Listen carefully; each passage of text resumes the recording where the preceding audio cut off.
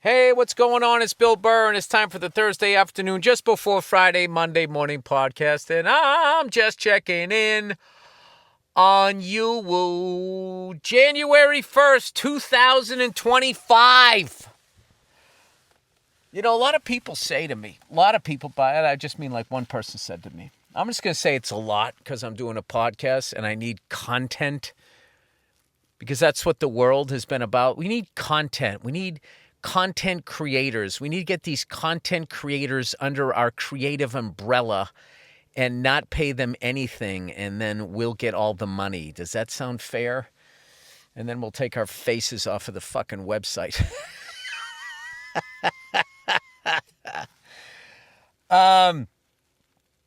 Someone was telling me that they were like, wow, I can't believe that we're already a quarter of the way through this century. What the fuck?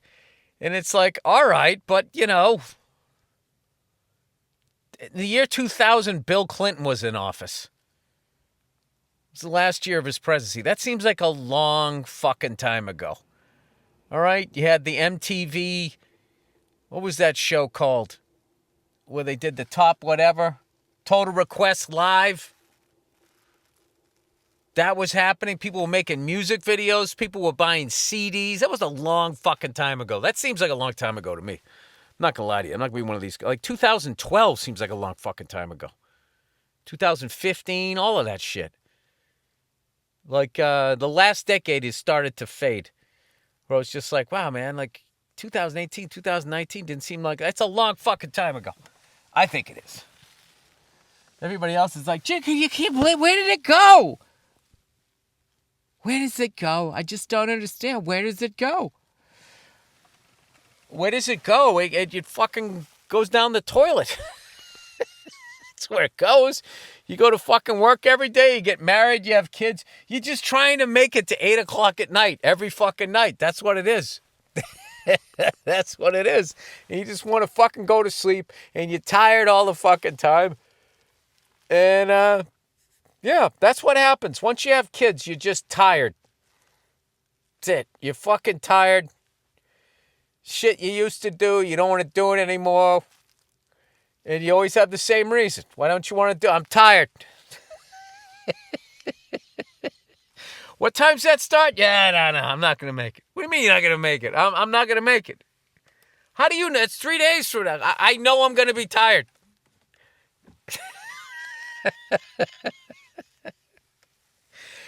I hung out with my family all day today. It was awesome. And didn't watch any of the college football, which I'll get back into, some of the shit that I saw. I watched a little bit on Saturday. I watched Penn State and Boise, which looked like it was going to be a bloodbath. Then it looked like it was going to be a great game. And then Penn State took over. I always feel like Penn State always has some white kid wearing number 44 that is just, he's a throwback. You can't stop him. Like a Gino Cappelletti from way back in the day. Anyway, I watched that game, had a good time. I just picked like one game. And I don't really pick which game I'm going to watch. It's which game I'm going to be available for. So, did not go to the Rose Bowl this year. Just been trying to, like I said, I'm going to be doing this play in New York. So, every second I have with my family is a precious thing to me. So, anyway, we went to the beach today. And it was funny. I had to teach both my kids a lesson. So my daughter's writing her name in the sand. And she's getting down to the last letter. So, of course, her little brother comes running over, starts writing his name. She's going, no, I want to write it here. He completely doesn't give a shit, completely ignores her. Here's what she's saying, completely blows her off. So my daughter gets upset. She just wipes her nose. I go, why don't you write your name over there? And she's like, no. She just wipes the whole thing away. So I see her. She's seething. And my son is making like a little sandcastle. And I say to her, I go, you're still upset, right? And she goes, yeah. Because I want to go over there and I want to kick his sandcastle down. And I go, well, why don't you? And she looks at me. I go, look, did he have any respect for you writing your name? The reason why he doesn't, there's no ramifications. So she goes, all right, Typical. This is female brain here. She didn't just go up and do it. She goes, I'm going to wait till he's done. And then she went over there and stood over him as he was finishing it, going, I'm going to knock that over. And he's going, no. She goes, I'm going to knock it over. He's going, no. And he's looking at me going, Dad. I go, well, you messed up her name. So he goes, I got to wash my hands in the ocean. Don't touch my castle. So he's walking down there. My daughter waits till he gets halfway there and can't do anything about it, and she knocked it over. So, of course, he screams bloody murder, and he cries and everything like that, and he's looking at me like, what the fuck, Dad? And I just look at him. I said, buddy, you can't go around. You knew she was trying to write her name, and look what you did. You trampled all over it. So if you do that, someone's going to knock down your castle. He's going, no. I'm like, yeah.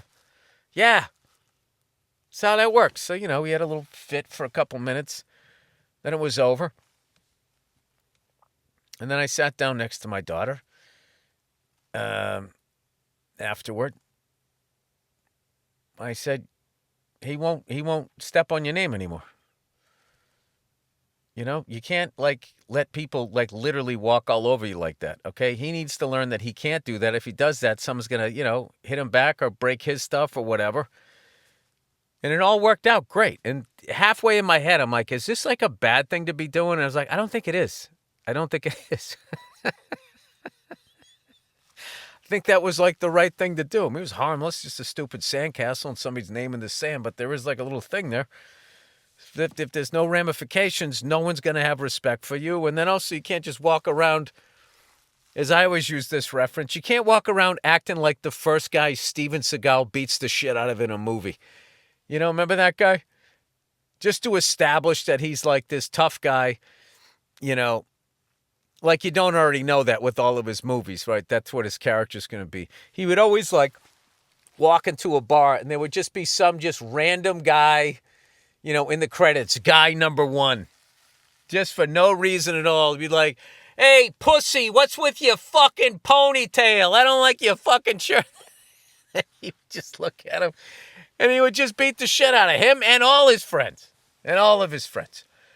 So I have to teach my son that he just can't go around doing whatever the hell he wants to do. Someone's going to knock him down or knock down his sandcastle. So I don't know. I don't know what you guys think. I mean, I thought it was a nice, easy way when the stakes were pretty low. Even in my son's world, the sandcastle was a pretty big part of his life at that moment. But, he's young. So anyway, I had a great couple of days, man. Just had a great couple of days, the last few days of the year. Chilling out. Fucking tired as shit here after the day. Been playing drums and guitar and just hanging out at the fucking house and just soaking it all in. Crushing the Gary Glenn Ross lines.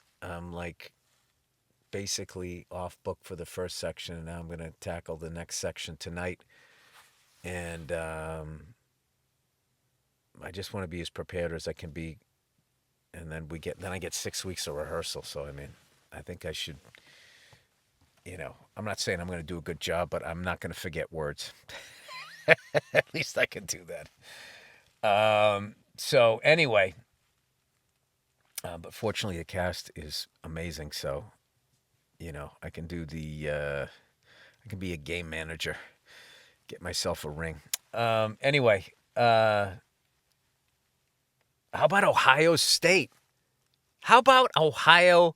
State? Losing to the Michigan Wolverines. Your season is a failure. Oh my God, I can't believe they have no quarterback. Everybody laughing, but blah, blah, blah, rubbing it in your face with maize and blue. And now all of a sudden, you win a playoff game. You go to the Rose Bowl facing the number 1 Oregon Ducks, and you beat the shit out of them, 41-21. I mean, it was like 14-0, 17-0. I was out at some clam shack out there in the fucking ocean on the beach, and I checked the score. And the first play I saw, they deflected a pass and almost intercepted it. Then they cut to the score. It was either 14-0 or 17-0. I was like, oh, that's it. That's it. This was what? Now, what the fuck was going on with Oregon? Like they're in the Big Ten, right? Because I'm always gonna say like they were on the West Coast playing like some up tempo offense against SC, but SC's in the Big Ten. I don't know what the fuck's going on. All I know is they were ranked number 1. Ohio State was ranked 8th, and they came in there and they fucking they kicked the shit out of them. Kicked the shit out of them. Big Ten. How about the Michigan Wolverines beating Alabama? Big Ten football. Bang zoom to the fucking head there.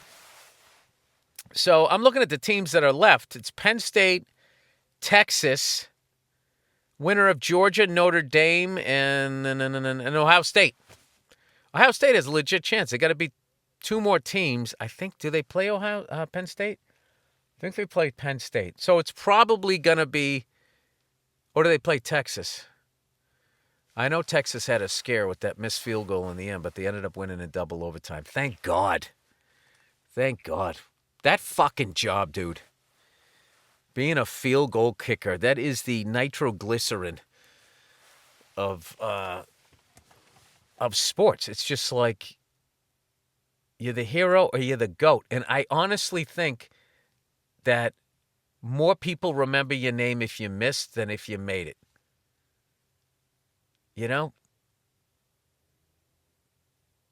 I would think that. Like, I'm trying to think of the great field goal kickers. Everybody remembers Neil O'Donnell.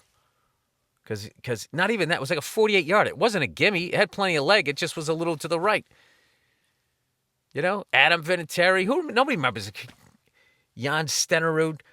Rolf Bernerschka. Nobody's remembering those fucking names unless they miss. Vinatieri. Patriots fans will remember his name. But I mean, Colts fans, too. I always wondered when Adam Vinatieri was watching the Colts in 2005, he was sitting there go, what is it about this offense that looks so familiar? Anyway, yeah, fucking thankless job. So I got nothing to fucking talk about. What do you want from me? I've just been, basically just fucking woodshedding it. There were a few people that I haven't mentioned, that passed away. When I've been traveling the world here. Well, obviously Ricky Henderson. I think I brought him up, but someone who passed, and I didn't even realize it. I think it was because I was in France when he passed. Was the original Iron Maiden lead singer Paul Di'Anno. I hope I said his name right. I never quite knew how to say his name. But I loved all his stuff. All of those albums that he did. And the vibe that he brought to the band. Like, there's 2 like distinct eras. There's the era with Paul and Clive Burr in the band. And then there's, Nico McBrain and Bruce Dickerson. Just really, they still had that Gallup sort of vibe with a lot of their riffs, but it was definitely like 2 different eras. But I was just on Instagram and I saw that he passed away. I was like, oh my God, he passed. What, he died today or yesterday? Did I just miss it? I saw that he died in October. Fucking brutal. Clive Burr too, man. With that white, was it the Tama kit that he played? It's funny, like so many of those bands, because there was like, obviously there was no fucking internet or anything to look shit up. So you didn't know how to say, you'd be looking on the back of the cover. And unless they had the name under the guy, like you didn't know who the fuck was who. For a lot of those bands. And then you didn't know how to pronounce the names. This is all before like MTV and all of that shit. And so many of the bands that I listened to, like when I would go back, I didn't even know that they had another singer. Somebody got kicked out or somebody died, like with AC/DC. I remember like I first I heard of them was the Back in Black album. Then I heard For Those About to Rock. And then they re-released Dirty Deeds which was called something else in Australia. And I'm like, this fucking guy sounds different than the AC/DC guy. Who the fuck is this guy? And I listened to him for years before I finally figured out, like, oh, they had a singer before them? What was his name? And then I would look at the Highway to Hell album, and I'm like, which one is Bon? Like, I knew who Angus was because he had the horns, but I was like, which one is Bon? I thought it was, I either thought it was Bon Scott or Cliff Williams. I couldn't figure out who was who. I knew who Phil Rudd was, and Malcolm looked like Angus, so I knew who they were. And there was the same thing with, like, Iron Maiden. Like, their first big album that I listened to was Peace of Mind. So Bruce Dickinson was on. That was his second album. And then Nico McBrain took over for Clive Burr. And then, like, for years, I listened to them, and I was afraid to go back and buy their earlier stuff because I wasn't sure if I would like it or not. And records were like $7.99, $8.99. It was a lot of fucking money. I had a paper route. I was making like fucking, $9 a week. I'm going to blow a week's salary taking a shot on these albums. So I listened to them for like from 83 to 87, somewhere in time before I finally went back. One of my buddies was big on, like, I was a greatest hits guy for the longest time. Like, I bought Aerosmith's greatest hits. But my buddy was one of these people. He would buy Toys in the Attic. And then I would listen to it. I would hear the hits. And then I would always hear another couple like, what one of those? What are those? Is that a good album? Yeah. And then, like, I would sort of like, I'd let him drop the money. And then if it was good, I would fucking go ahead and buy it. So anyway, I'm going to, tomorrow, hopefully, I'm going to get back on the horse here. We're going to keep polishing up the script that we wrote and all of that, and going to do a director's pass on it, get the shots all lined up for what we want, get as far into pre-production as I can before I go ahead and do this play. But anyway, you guys be proud of me. I went to the beach today, and I was able to sit pretty far away from my kids and watch them sort of play in the surf a little bit and not get freaked. They both know how to swim. They're both really good swimmers, but I definitely kept thinking of orcas, the way they fucking can come up to the beach, sort of beach themselves and grab a seal and then sort of fucking do the worm to get back into the ocean. So I've only thought that maybe 30 times. But I did at one point when we sat down and we ate, I saw something jumping out of the water, which was cool. I think it was a dolphin. And I know that whale watch season, I think that's March. You know what's funny? All my years of flying a helicopter, I've only seen one whale. I was flying up towards Santa Barbara, and it was right near the surface, but it didn't break, and the sun was glistening down on it, and it looked like a fucking glow stick almost. It was really cool. But anyway, I'm just going to hang with my kids as much as I can. And then, like, we've already scheduled, like, I'm going to have breakfast with my kids every morning when I'm away. Because that's, like, the big thing. I make breakfast for them and stuff every morning. So I'm going to just be doing, like, a FaceTime. So I'll have breakfast with them. Or maybe it'll work better with dinner, depending on what time. But I'm just going to spend one meal with them every single day. And then 1 week, we're going to figure it out how they can come out and see me and everything. So anyway, that's going to be my fucking year. That's going to fly by. And then hopefully we're going to shoot this next movie in like a month's time. We're going to shoot it. That's going to be my fucking year.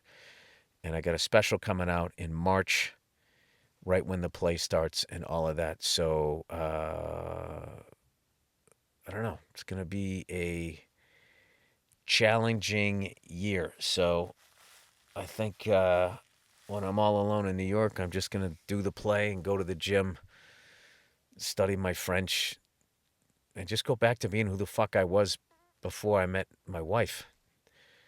I was just like this fucking loner.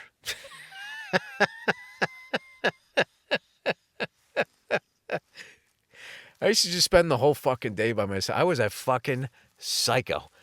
I would just spend my. I'm just gonna go into that mode, and then except when I'm doing the FaceTime with them or whatever. I don't know.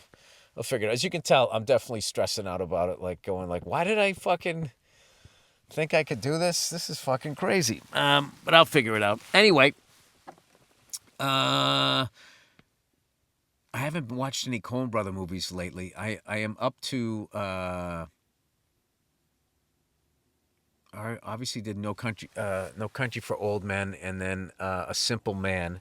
So I think the next one I have to watch is Burn After Reading, and then I have True Grit, and a couple more after that. So I might pick that up,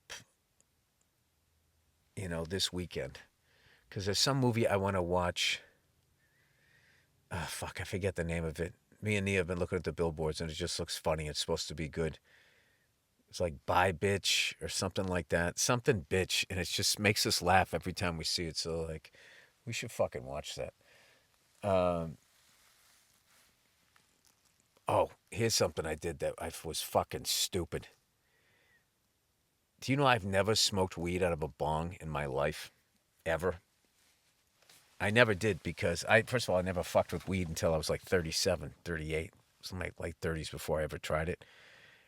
And even then, I was just always a booze guy. I just wasn't into it. So I was at this place, and they had like these bongs, and they had like ice in them and stuff, so the smoke wouldn't burn up your throat or whatever. So it's the Christmas break. I figured, all right, what the fuck? I'm gonna go my whole life, never take a bong hit. Jesus Christ, that was life altering. For a week, I had to sit there and stop myself from buying a bong, and I was like, don't do that. This is what the fuck you do. You do something, you get into it, and then you bring it into your house, and then you have an addiction. Just leave it out of the house, and it will go away. It's going to fade away. But Jesus Christ. Now I know why everybody that I grew up with that did bong rips for a fucking sustained period of time was a fucking burnout. I don't even know if they were burnout as much as they were just high all the time. They were just walking around in a cloud. And I was like, that is not a smart way to live life. But now that I've stepped behind the curtain and been on the other side, I'm not gonna lie to you. I understand it. I understand what all the fucking shit going on out there. What a nice break. Just do a fucking hit off a bong and just be like a insane level of high. I mean, it was fucking ridiculous. And I was like, I like this. I like this a lot. I need to never do this again. And that is to mature me. Because the old me used to be like, I like this. I like this a lot. I need to do this more. And then I would bring it into the house. And then I was fucked. Right? That's what happened with cigars. That's what happened with booze. It's kind of like what happens with fucking everything with me. So I have no cigars in my house. I am now back on another 100-day fucking sabbatical. Ain't happening. Ain't happening. I actually didn't smoke the last couple of days. Well, the last day I didn't smoke, so I'm actually 2 days in. But and it sucks. I want one pretty bad right now, but I don't have one, so it's not bad. And then all it takes me is 4 to 10 days, and I'm just like, yeah, who gives a fuck? Who gives a fuck? This is a smarter way to go. Although the bong rip was fucking 10 days ago, and I am still thinking about it vividly.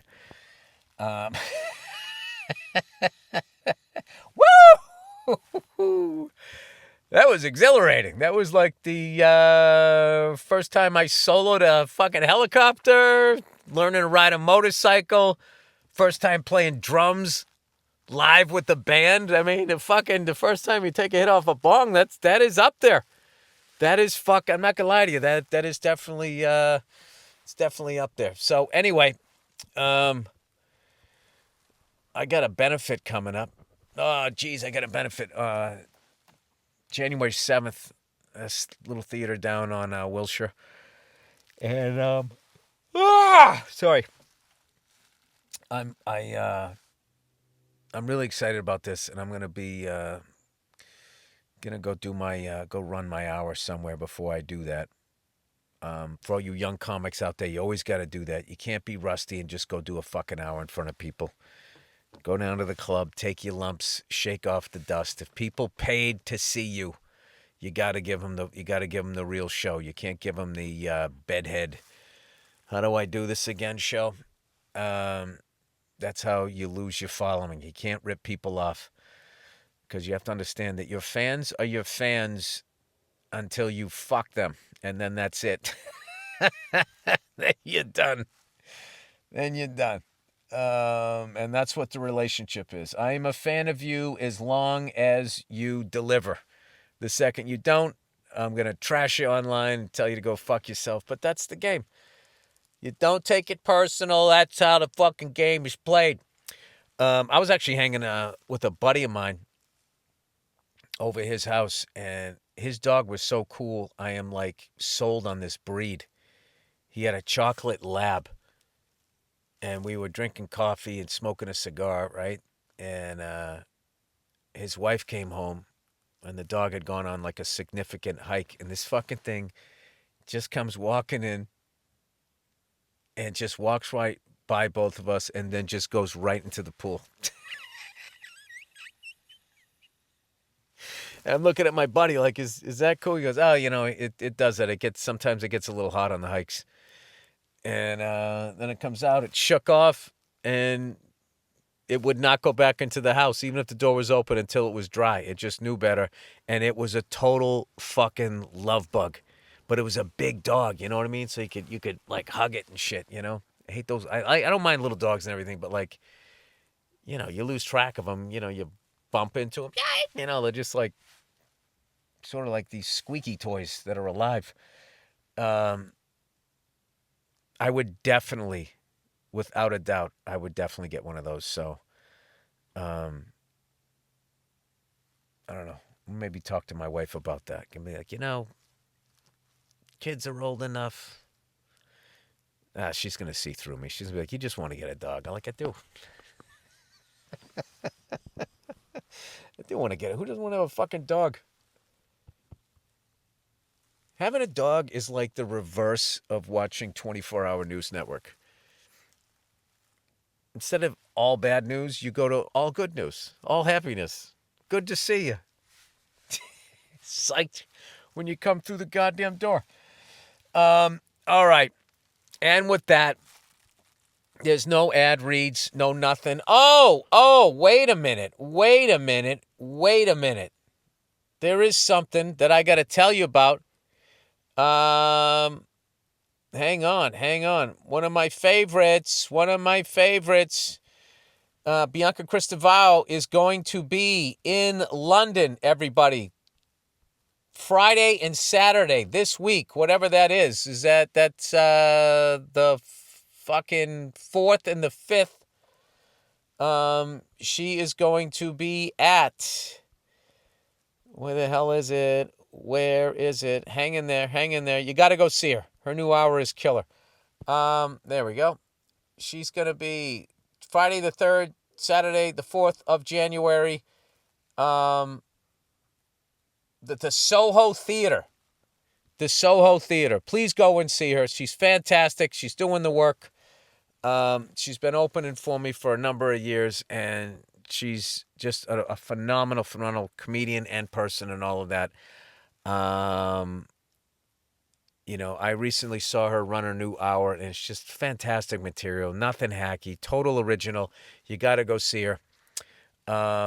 I'm Bill Burr, and I approve of this message. Soho Theater, London, England. Friday, January 3rd, Saturday, January 4th. Go check her out. All right, that's it, everybody. That is the podcast. Have a wonderful year this year.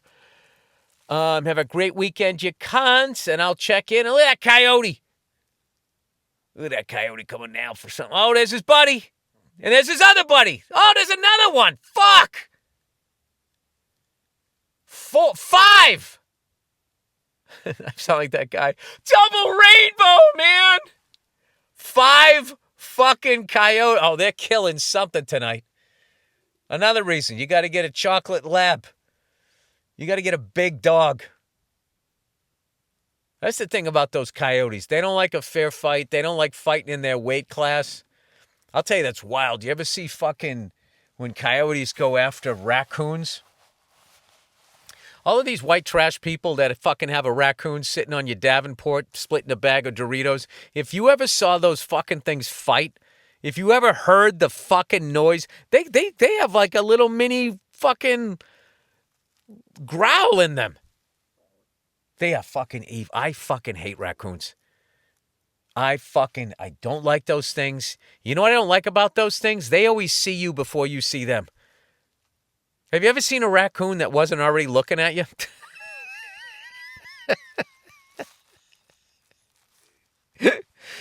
Like fucking Glenn Close in The Natural, just standing up like, what the fuck? God damn it. Fucking raccoon. They're always staring at you. They're always above you.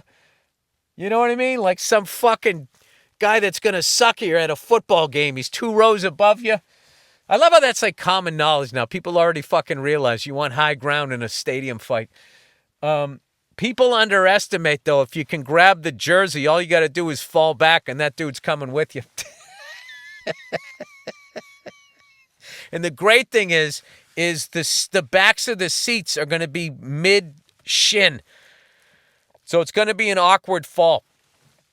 If you play your cards right, his left ear or right ear and the side of his head is going to hit the road just behind you if you play your cards right. That right there is upper deck jiu-jitsu.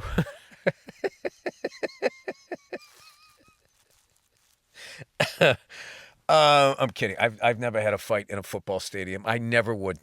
There's no fucking way. There is no fucking... it was never worth it. I'm not fighting some fucking drunk that looks like he bought half the fucking pro shop. To fight this idiot because he doesn't like his dad. Yeah, whatever. Whatever the fuck you want to say. I don't give a shit. Yeah, okay, that's right. I'm a bitch. I got it. Fantastic. All right, you go live your fucking awful life, and I'm going to get back to my great life. All right? There we go. Okay, that's it. And there was a life lesson in there. Started with the beach, ended in the upper deck. You know, hey, you do the math. You know, like when people can't explain their own opinions, so they just say that. You know, and if you can't figure that out, then I can't help you. Yeah, bright lights. Why not? Why not bright lights? Yeah, have them on the whole fucking way, you dumb cunt. That's what the fucking blue light in your dash is for. Anyway, all right, that is the podcast. Have a great weekend, you cunts. And I'll see you on Monday.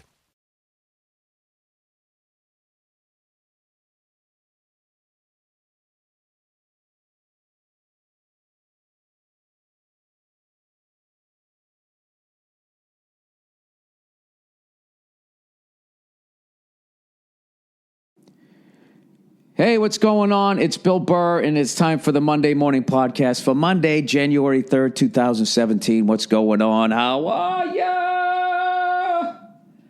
How's it going? Oh, Jesus. What to talk about first? No, I am not a father. That's not why this is fucking late, all right? I just lost all my female listeners. I was at the Rose Bowl yesterday. That's why I did not record, okay? I watched a bunch of college football this weekend. Whoa, there's a football. Michigan's got it. Right? I watched a bunch of college football. Got into this huge debate with Jason Lawhead before the Ohio State game going, dude, I still don't get how the fuck you guys are in the playoff and Penn State isn't. You know, you guys lost to Penn State head-to-head, and Penn State won your conference championship. That would be like if the Yankees won the American League East and the Red Sox won the wild card, and then the Red Sox got to compete in the playoffs to possibly win a World Series, and then the Yankees didn't. That makes no fucking sense whatsoever. And he starts going, well, I'll tell you right now, we had 3 of the most impressive road wins of any team, but blah, blah, just all of this shit. And I just kept going, you bleed scarlet and gray.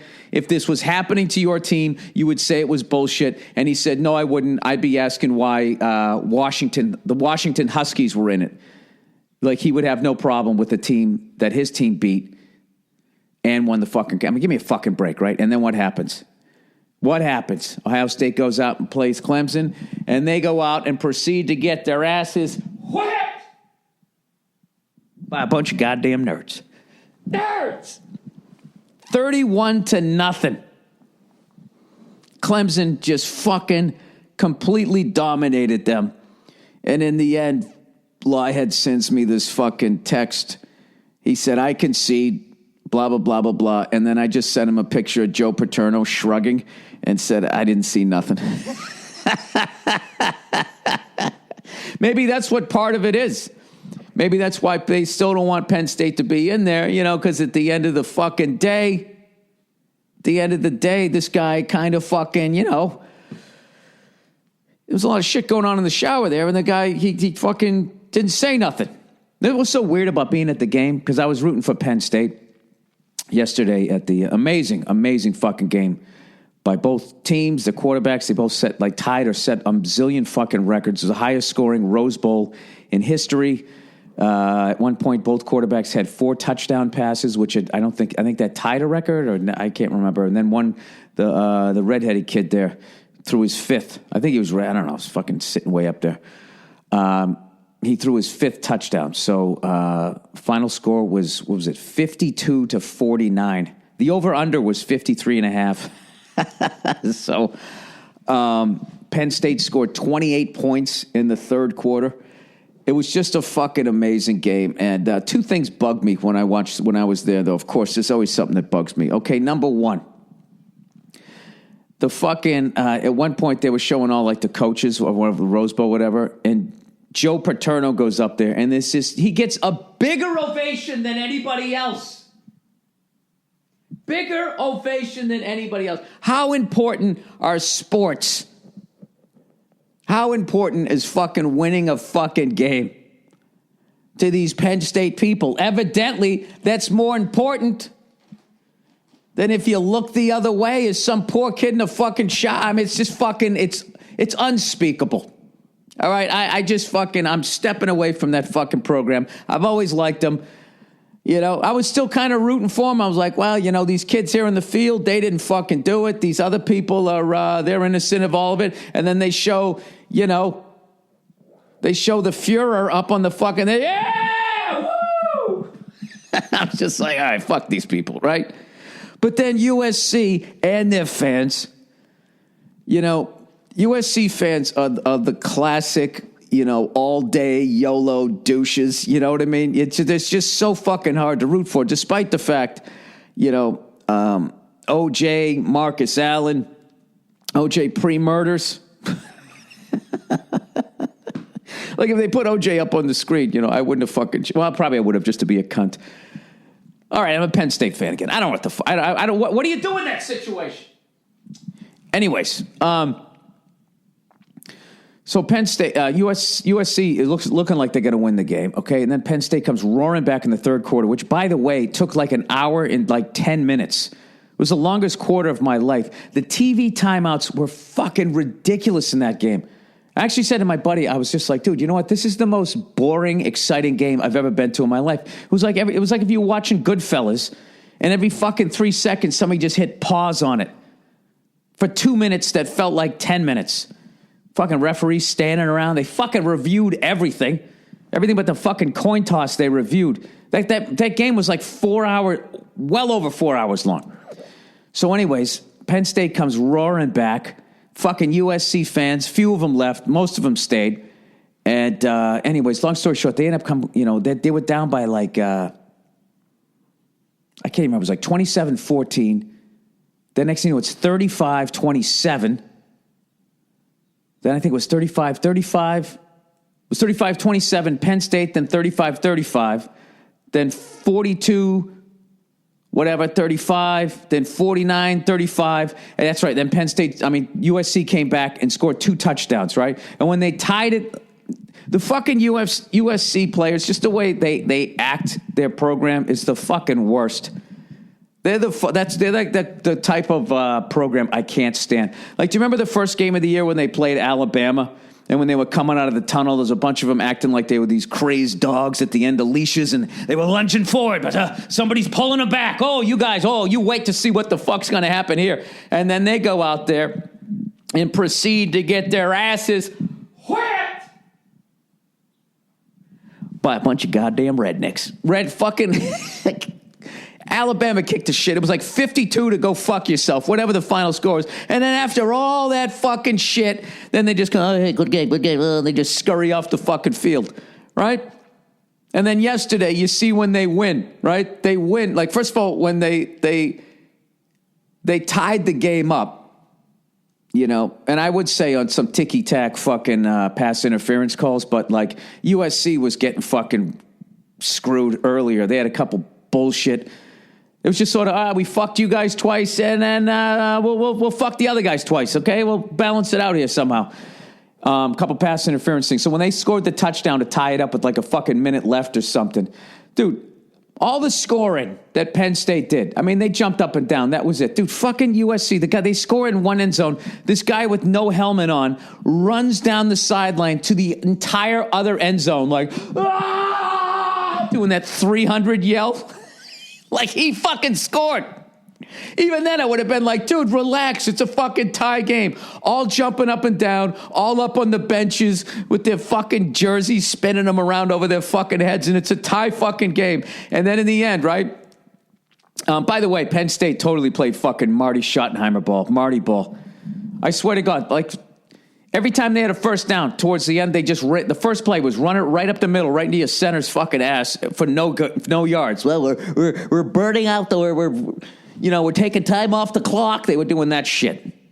I'm convinced that the prevent defense, by the way, is actually it's a scam that was come up with by the heads of the leagues, that is executed by the coaches to make sure as many games as humanly possible can come down to the wire so people will continue to watch.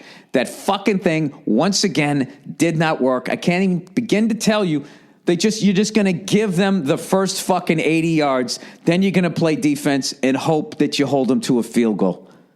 That's a philosophy, and we'll take away the sidelines, give them the middle of the field. Everybody knows how it fucking works, and all it does is ensure that on the final fucking 3-4 plays, the other team now has a chance to win. You've been playing defense, you've been shutting them down, you've been throwing the fucking ball, you've been kicking their ass, and then all of a sudden, hand up off the middle every fucking time. I don't know. Drove me up the fucking wall. So then when USC finally wins it, right? After letting up 49 fucking points, and then they score 52, the second they win it, the entire team runs down the field, not towards the field goal kicker to celebrate, who, by the way, was doing that stupid DAP thing, the entire fucking thing, trying to get like a sneaker deal. Like, what kind of kicker gets a sneaker deal? They get like half a deal. They just get it for their kicking foot. And then the other thing, they give them like a fucking sandal. So they don't even go out and celebrate with the fucking the kid who kicked the field goal. They just run right down at Penn State's band and the whole fan section and just screamed all in their faces. And what's fucking hilarious is that game obviously could have gone either way. And if they didn't win, they would have been like, oh, hey, good game. Oh, good game, good game. Penn State wouldn't have done that. It was just a completely classless fucking move. But that's how they are. You know, it's one of those schools where it's like, well, the coach just doesn't take any responsibility. He's just like, well, the kids of this, it's a very emotional team, and they like to express themselves. And when they win. When they don't, they fucking scamper off the field. It's like that Richard Sherman guy. Whenever the Seattle wins, you mad? You mad, bro? You mad? Right? And then all of a sudden he loses. And he tries to be Mr. He tries to be the mayor. Hey, good game, Tom Brady. Good game. And everybody's like, that showed class. No, it didn't. Anybody can be classy when you fucking lose. You can't talk shit. You lost. The class act is when you win and you're not a cunt about it. But anyways, having said that, it was a fucking amazing game. Great comeback by USC. And as much as it came down to the wire and there was all those points scored, I have to be honest with you. If I could have fast forwarded through the last 45 minutes of the fucking, that's how long the fucking game was and how long these fucking TV timeouts were. I can't imagine how much fucking money they made. The game started at 1:15. It wasn't over until like, I want to say like 5:45, 5:40. It was just way too far. It was over 4 hours long. It was like a fucking baseball game. It's like, this is what happened to the national pastime. Bill, you know what was almost as long as you bitching about the fucking game? Anyways, so we went to the tailgate, and I brought that flat top grill that I got the campfire one. This is not a paid advertisement. Dude, fucking thing was unbelievable. It was unfucking believable. Lawhead didn't want to go to the game. He was having so much fun. He cooked so much shit. We had so much fucking food. We had too much food. And that's why I felt like I got hit by a truck, because I ate so fucking much. And we made these hash browns. He made this crazy egg sandwich. Then we had chicken wings. Then we had fucking steak and cheese. And we still had burgers and dogs that we were going to try to do at the end of the game, but I was just too fucking full. But Lawhead was fucking hilarious, man. He was so excited to cook, right? I'm back in the truck, and he's outside of it, and this guy comes walking by. And you know when they sell those ticket holders? I always get one, right? And he goes, hey, your ticket. I go, yeah, let me get 4. So these guys sort of walking up to the truck, and I'm not doing a good job backing it in because the grill's blocking my view. I'm trying to look around. I don't want to fuck this thing up. And so I had to make a couple attempts. And rather than blaming it on me, Jay starts yelling at the ticket guy. Because, hey, buddy, can you get out of the way? Let the kid fucking park it. And I just hear the guy going, hey, bro, you got to relax. And Jay just starts fucking jawing at him like he's fucking arguing a call. And I just yelled out. I said, Jay, will you shut the fuck up? I go, dude, I'm sorry. Sorry about that guy. You know, he's a little wound up, right? So we fucking buy the ticket holder things. The guy leaves. And then Jay's setting up his little canopy thing, and he's just locked in. You know, Jay's a fucking athlete, so he just fucking he's got that focus, right? And as he's setting the thing up, like these 4 people, we've barely even established our space, are just passing through. And then Jay immediately is like, hey, I want you to just walk through the whole area. Just walk through the whole area. Like freaking the fuck out. I said to him later, I said, Jesus Christ, Jay. I go, you fucking dropped the gloves before the game even started. What the fuck was with you? And he's like, no, the guy's walking right into your tire. He's walking into your tire. People coming through the whole fucking camp. And I just started laughing. I was like, Jay, you're excited to cook. You're excited to cook. You got a little excited. And then he finally just relaxed and goes, all right, I got excited. I don't know. We had a great fucking time. And, I don't know. I still nodded off a little bit in the first quarter. You know, I can't get to sleep after all these years of doing stand-up till like fucking 12 midnight and getting up, 4 hours later. I really felt my age this year, man. Speaking of which, there was someone at the tailgate, I'm not going to say who was fucking slumped over the truck because they had to go to the bathroom and couldn't. So we're like, dude, we got to take you to the hospital. Nah, I'm fine. Fucking ends up coming back like 20 minutes later. Dude, I feel great. Because I think he passed a fucking kidney stone or something. I don't know what the fuck it was. I don't know what to tell you. Yeah, so we almost had a fatality. Lawhead almost got a game misconduct. Oh, that was the bullshit one on USC. That fucking targeting. I don't know. Guy jumps in the air, he's aiming for his chest, and somebody else hits him, and then all of a sudden, the guy gets knocked down where his head is now where his chest was, and the guy was already in the air. Right? Does anybody give a fuck? All right, I will plow ahead here. I also watched the UFC. I know this is like an old story at this point, but, everybody else, I watched the Amanda Nunes and the Ronda Rousey fight, and that was tough to watch. That was definitely tough to watch, and it was even tougher to watch all the fucking shit-talking assholes on, like, Twitter and all the memes and all, I fucking, I've taken naps longer than that. I went to get a drink, and then it was fucking over. And it's just like all of these people have fought and competed and won in the octagon, and they have the right to talk shit like that. It's just, I don't know why people do stuff like that. That happens to every champion. If they stick around, eventually somebody younger is you're the champ. Everybody's breaking down what the fuck it is you do over and over and over and over again. And then eventually you get run down. It happens to everybody. If it could happen to Muhammad Ali, Sugar Ray Leonard, Marvin Hagler, all these fucking guys, their last fight, I saw them lose. Roy Jones Jr., Matt Hughes, George St. Pierre, right? I think George St. Pierre might have won his last one, but he was all beat up and everything, and said he didn't remember part of the fight. So that's what happens to everybody. So, of course, I text this to my buddy. He goes, well, not Rocky or fucking Mayweather, meaning Rocky Marciano. And it's just like, dude, all right, I'll Rocky Marciano, absolutely. But, like, Mayweather, I don't know. Mayweather owes me like $300 in pay-per-view. Thing about that guy, all right, I'm really going out on a limb here because I don't watch that much boxing. I think obviously one of the greatest fighters of all fucking time, but like he's just also understood that final third of his career, I feel, better than anybody else. How to still continue fighting and not take that big fucking knockdown.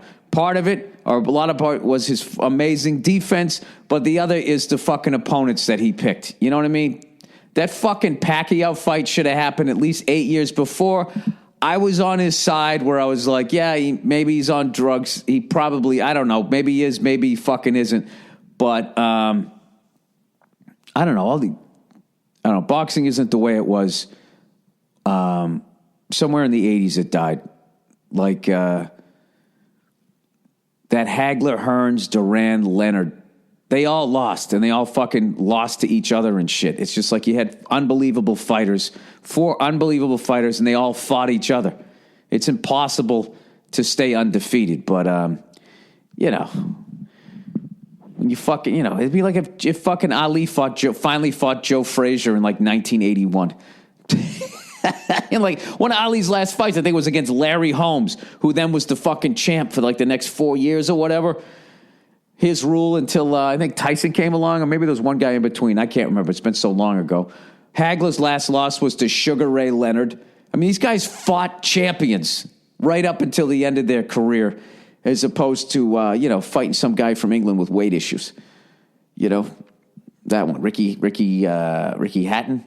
I saw that fight. I don't like talking shit about fighters either because, you know, they can all beat the fuck out of me. I'm just saying that, you know, I think it's going to hurt Mayweather, the level of guy that he fought in the final third of his career. Because I know for one, like you know, you'd watch his fucking fights.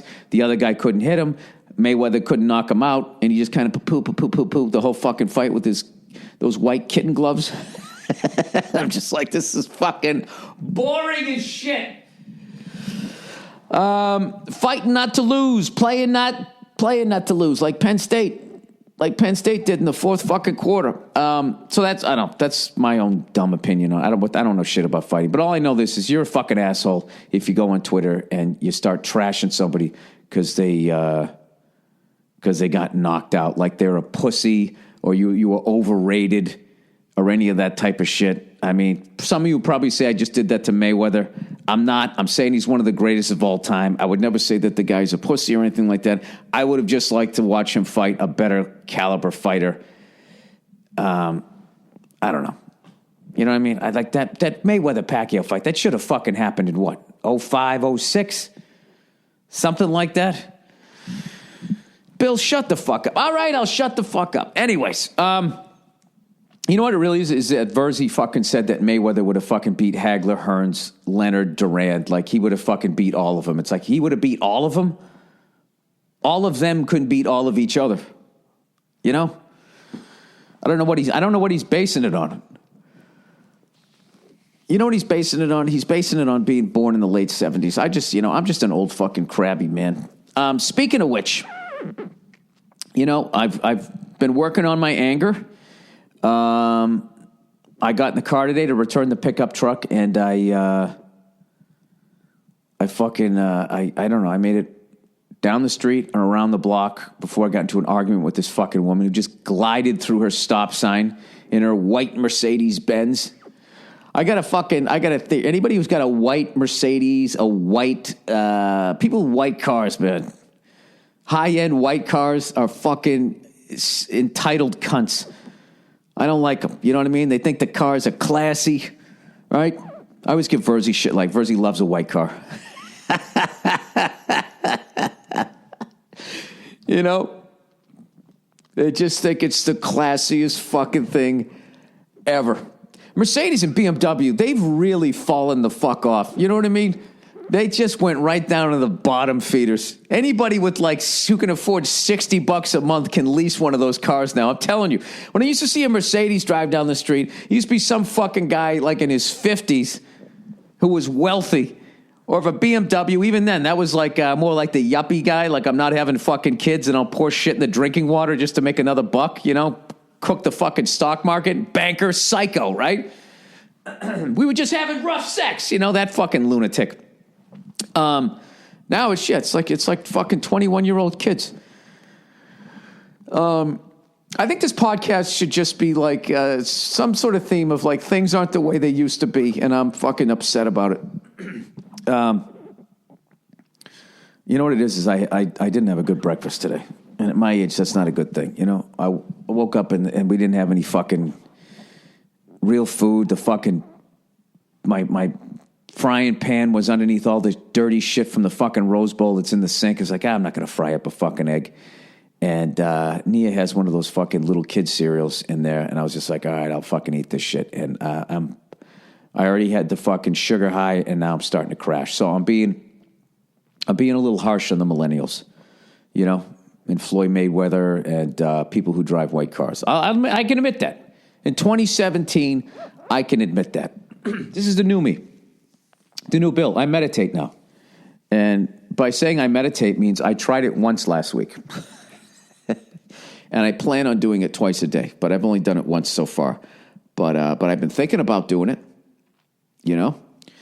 And people have been sending me shit about trying to get over my fucking anger issues. And that lady glided through the stop sign, and I stopped. I said, "You got a stop sign right there." And she goes, "You got one over there." And I go, "That's not it. It's the other one." It's just you're just a fucking another douche in a white Mercedes. I swear to God.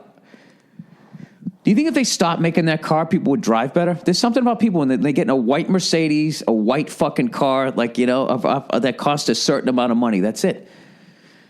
Look, I'm getting upset again. Just relax, Bill. Take a fucking breath. Go outside, look at the birds. Whatever the hell it is you're supposed to do. Somebody sent me this. I should play it now.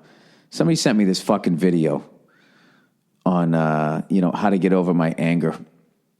And at the risk of sounding like a hack comedian, it didn't make me angry. It fucking upset me, though.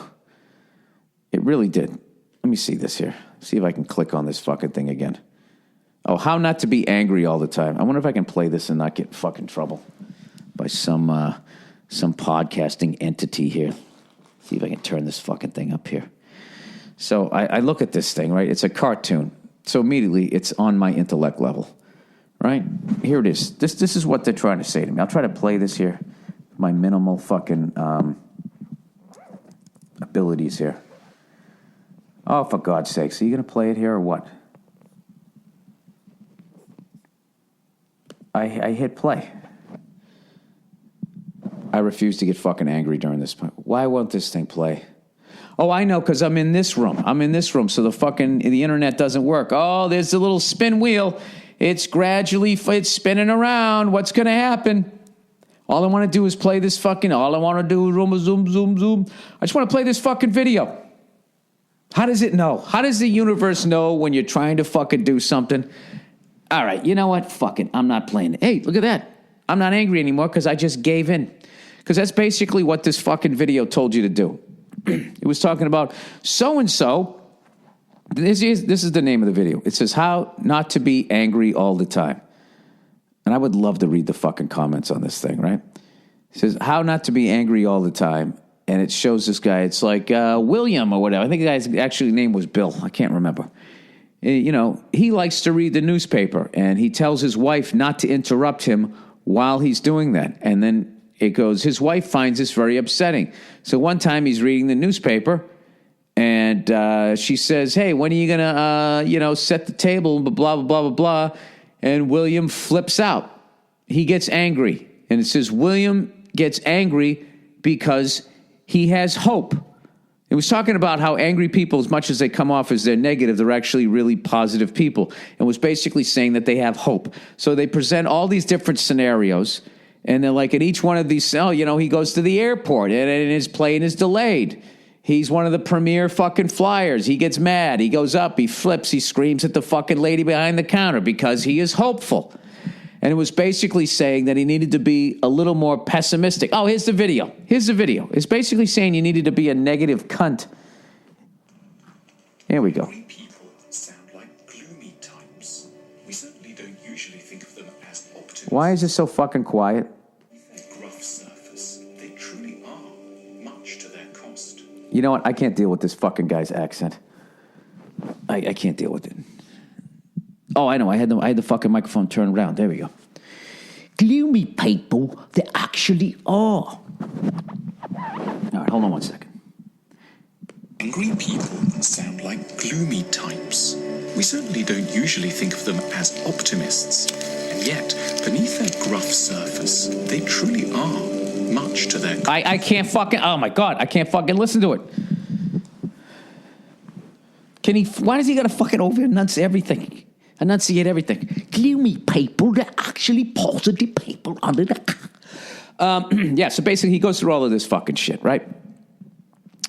And he says to be more positive is what you have to do, is you have to accept the world, that the world is actually a very dark, gloomy place, and most things fail. And most dreams don't come true. And, be more of like a realist. And like people who, people get upset. People who aren't angry people get upset when something happens, but they get over it way quicker and they don't get nearly as mad. And it's basically because I guess they're walking around going like, oh yeah, why wouldn't this person in this white Mercedes blow through the stop sign? Of course they do. I guess there's part of me that I understand that. Like, I flip out about the moron drivers out here. And I literally say to myself out loud after I flip out in the car going like, yes, Bill, you have established that people out here suck at driving. When are you going to stop reacting to it? And, I don't think ever. I don't think it's because I'm like an optimist. I'm not hopeful that someone fucking, if they're going to make a left, that they'll get all the way over to the left instead of sitting in the middle of the lane, and now I have to fucking wait, where if you just were over by the double yellow line, I could have gone around you. You fucking cunt. I'm not like hopeful that they're going to do that. I don't have like hope that they're going to do it. I just can't understand why you wouldn't, because I know that person has been sitting behind somebody doing that. It's like when you're in a long line at fucking whatever, and it's moving slow, and everybody's yammering with the person on the other side of the fucking desk. It's like, just get up there, say what you want, and shut the fuck up. How hard is that? And there'll be a person in front of you looking at you, rolling their eyes like, I can't believe how long this takes. And then they get up there, and what do they do? I'll tell you, it's a great day out there, isn't it? And they just fucking launch into all of this shit that has nothing to do with what you're doing. And it just fucking adds time. So I don't have any hope that people are gonna, maybe do I have hope, I guess I would hope you'd be a fucking, not a moron, and figure out why this seems to be taking way longer than it should. I don't know. I don't think it's because I have hope. I think the reason why I get fucking angry is because that is my default emotion. I think that's what it is. I came from one of those families like, hey, sit down, shut the fuck up. You sit there and take it, right? One of those things, which, if you're not allowed to express yourself, you immediately feel like you're not going to get what you want in life. And I think that's what I think that's why I flip out. I flip out because of that. Like, if something starts to go away, I don't want it to go. No one's going to listen to me, and I don't have any fucking options other than to just sit there and fucking take it. So I think that's what it is. I don't think it's because I'm hopeful. I get maybe a little bit. Maybe I'm such an angry cunt, I can't say that there's some truth in this video, but I don't think the solution is to just walk around, just accepting that people are the way that they are. That'd be like if, you're coaching a team, it'd be like, yeah, we're 8-8. Yeah, we're just 8-8. Yeah, next year, I will probably be 8-8 again because I've accepted that this is the way things are. I know a lot of positive, driven people, and they're not angry people. So I don't think being positive is part of that. I think it's just how my fucking wires, my mental wires have been soldered together. I think I probably came into the world, I don't know. Can you come into the world angry? I don't know. I don't think you can. I don't think you're born that fucking way. I have no fucking idea. But I don't know about this video where I got to now the solution is just to be like, yeah, well, people out here, when they make laughs, that's how they're going to do it. I mean, I guess if you just do that, then you don't get angry, because all these years of me getting angry has not made people stop doing that. It never made the person in front of me go like, oh, I'm sorry, let me get over. They just sort of look at me weird as I drive by yelling at them, looking at me like, what the fuck? Is he yelling at me? Am I doing something? I have a white car. How could I possibly be in the wrong? I don't know. I have no idea. I think, I don't know. I don't know what my deal is, but I plan on getting to the bottom of it, at least understand it. But I don't think a 3-minute fucking YouTube video with some guy with his fucking, I think in the United States, we like getting like people with English accents to fucking narrate shit, because then it just sounds like it's true or smart. You know what I mean? Which is why I think all these English guys and Scottish guys have done well. Maybe it's just women like fucking that accent, or just like a different foreign accent. I don't know. Like these talk show people, for some reason that slot that used to be after David Letterman, you have to get an English or a Scottish guy. Like that's become like that time slot. Like an American accented guy cannot do well. And that is the Great Britain accent time slot. I don't know. But all I know is I can't listen to I can't listen to this again. Is Fred. He is often furious. He's been married to his wife. He's often furious. He sounds like he's in that fucking Clockwork Orange. But I am often furious. His name was Fred. I knew it was one of my names, right? All right, what am I doing here? Let's read some fucking advertising here. 34 fucking minutes into this podcast, and I don't even think I'm even remotely a better person. What about you guys? All right. Oh, it's our friends here. No, wait. Let's stay on this point here. Maybe that's what I should do. I'm going to try that today. I'm going to just try walking around, and what I'm going to do is have my eyebrows up a little bit. I'm going to do that thing that people do, where they make their lips disappear. Their mouth looks like it's closed, but their lips disappear. The kind of, I'm just going to do that. Walk around like, oh, yeah.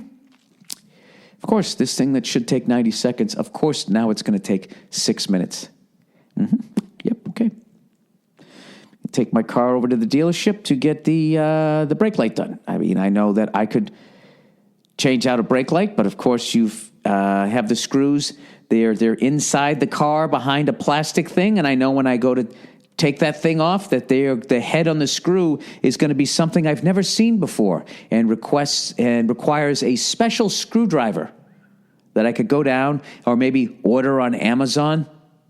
And of course they won't just sell me the one. I'll have to buy the whole set. And then I'll be like, well, I guess I can pay fucking $35 for a new set of screwdrivers and hope I don't get a ticket over the next few fucking days.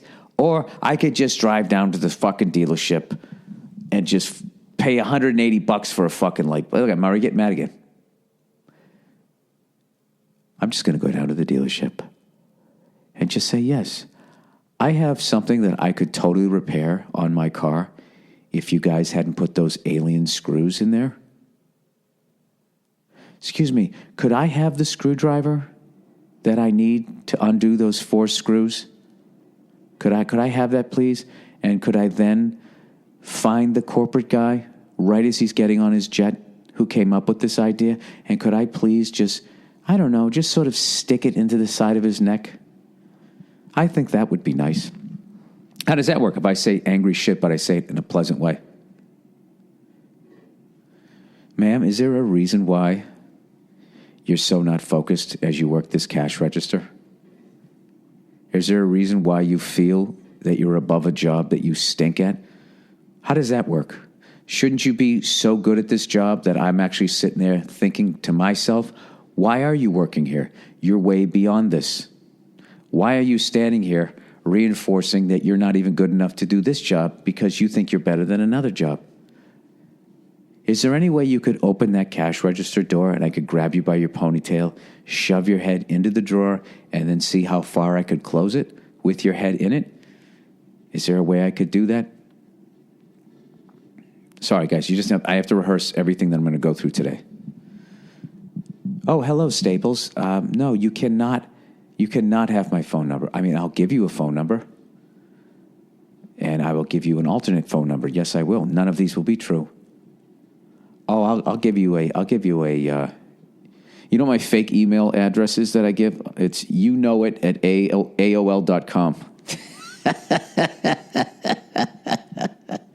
You got to have a fake one. AOL.com. That's my fake one. And that is a reference to Will Ferrell in Old School, Frank the Tank. When they're going, Frank the Tank. Frank is going, you know it. You know it. The fake phone number I give out is a series of area codes followed by the number of 5. They'll be like, what's your phone number? It's like 323-212-818-5. That's what I do. Well, they start to look at you after 2 area codes. You know, when you go like 310-212, you get that little puppy look, the little cock in the head. And then rather than saying 818, because they're going to know, I go 8185. So I still get it in there. Fake name I go with all the time, Russell. Russell, whenever I just need a first name. What's your name? Hey, what's your name? Russell. Russell, what can I do for you today? Well, you can start by not asking me personal questions. All right? That's what you can do. And you can get some loafers that fit your fucking feet. How about that? All right, there, tight shoes. I'm sorry. I don't know what to tell you. Oh, by the way, I got some video, my old buddy Cleo, and she seems happy as hell, and this is unprecedented. This person that I gave my dog to is a dog trainer, and at like the fucking dog whisperer level, so which is what my dog needed.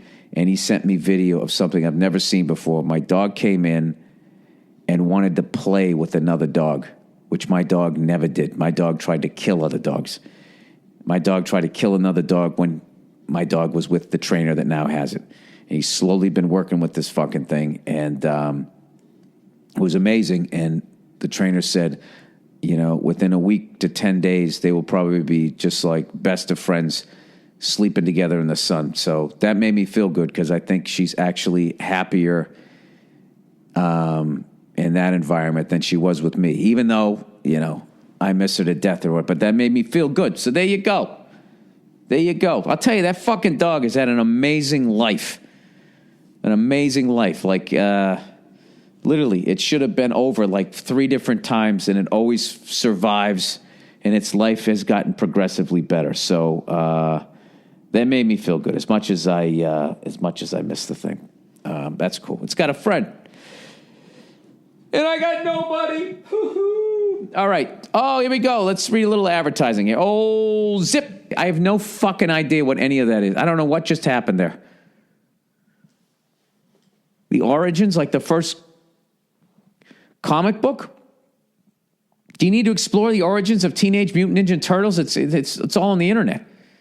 Superman, that goes back to the 30s. There was no internet back then. The internet came out in the late 60s, right? When Al Gore was in his fucking his dorm room, right? He was in there with Donald Trump, and they both came up with it. They should both host a game show called What I Invented. You know, it's like to tell the truth, and you got to guess, right? Just the two of them just sit there talking shit, you know?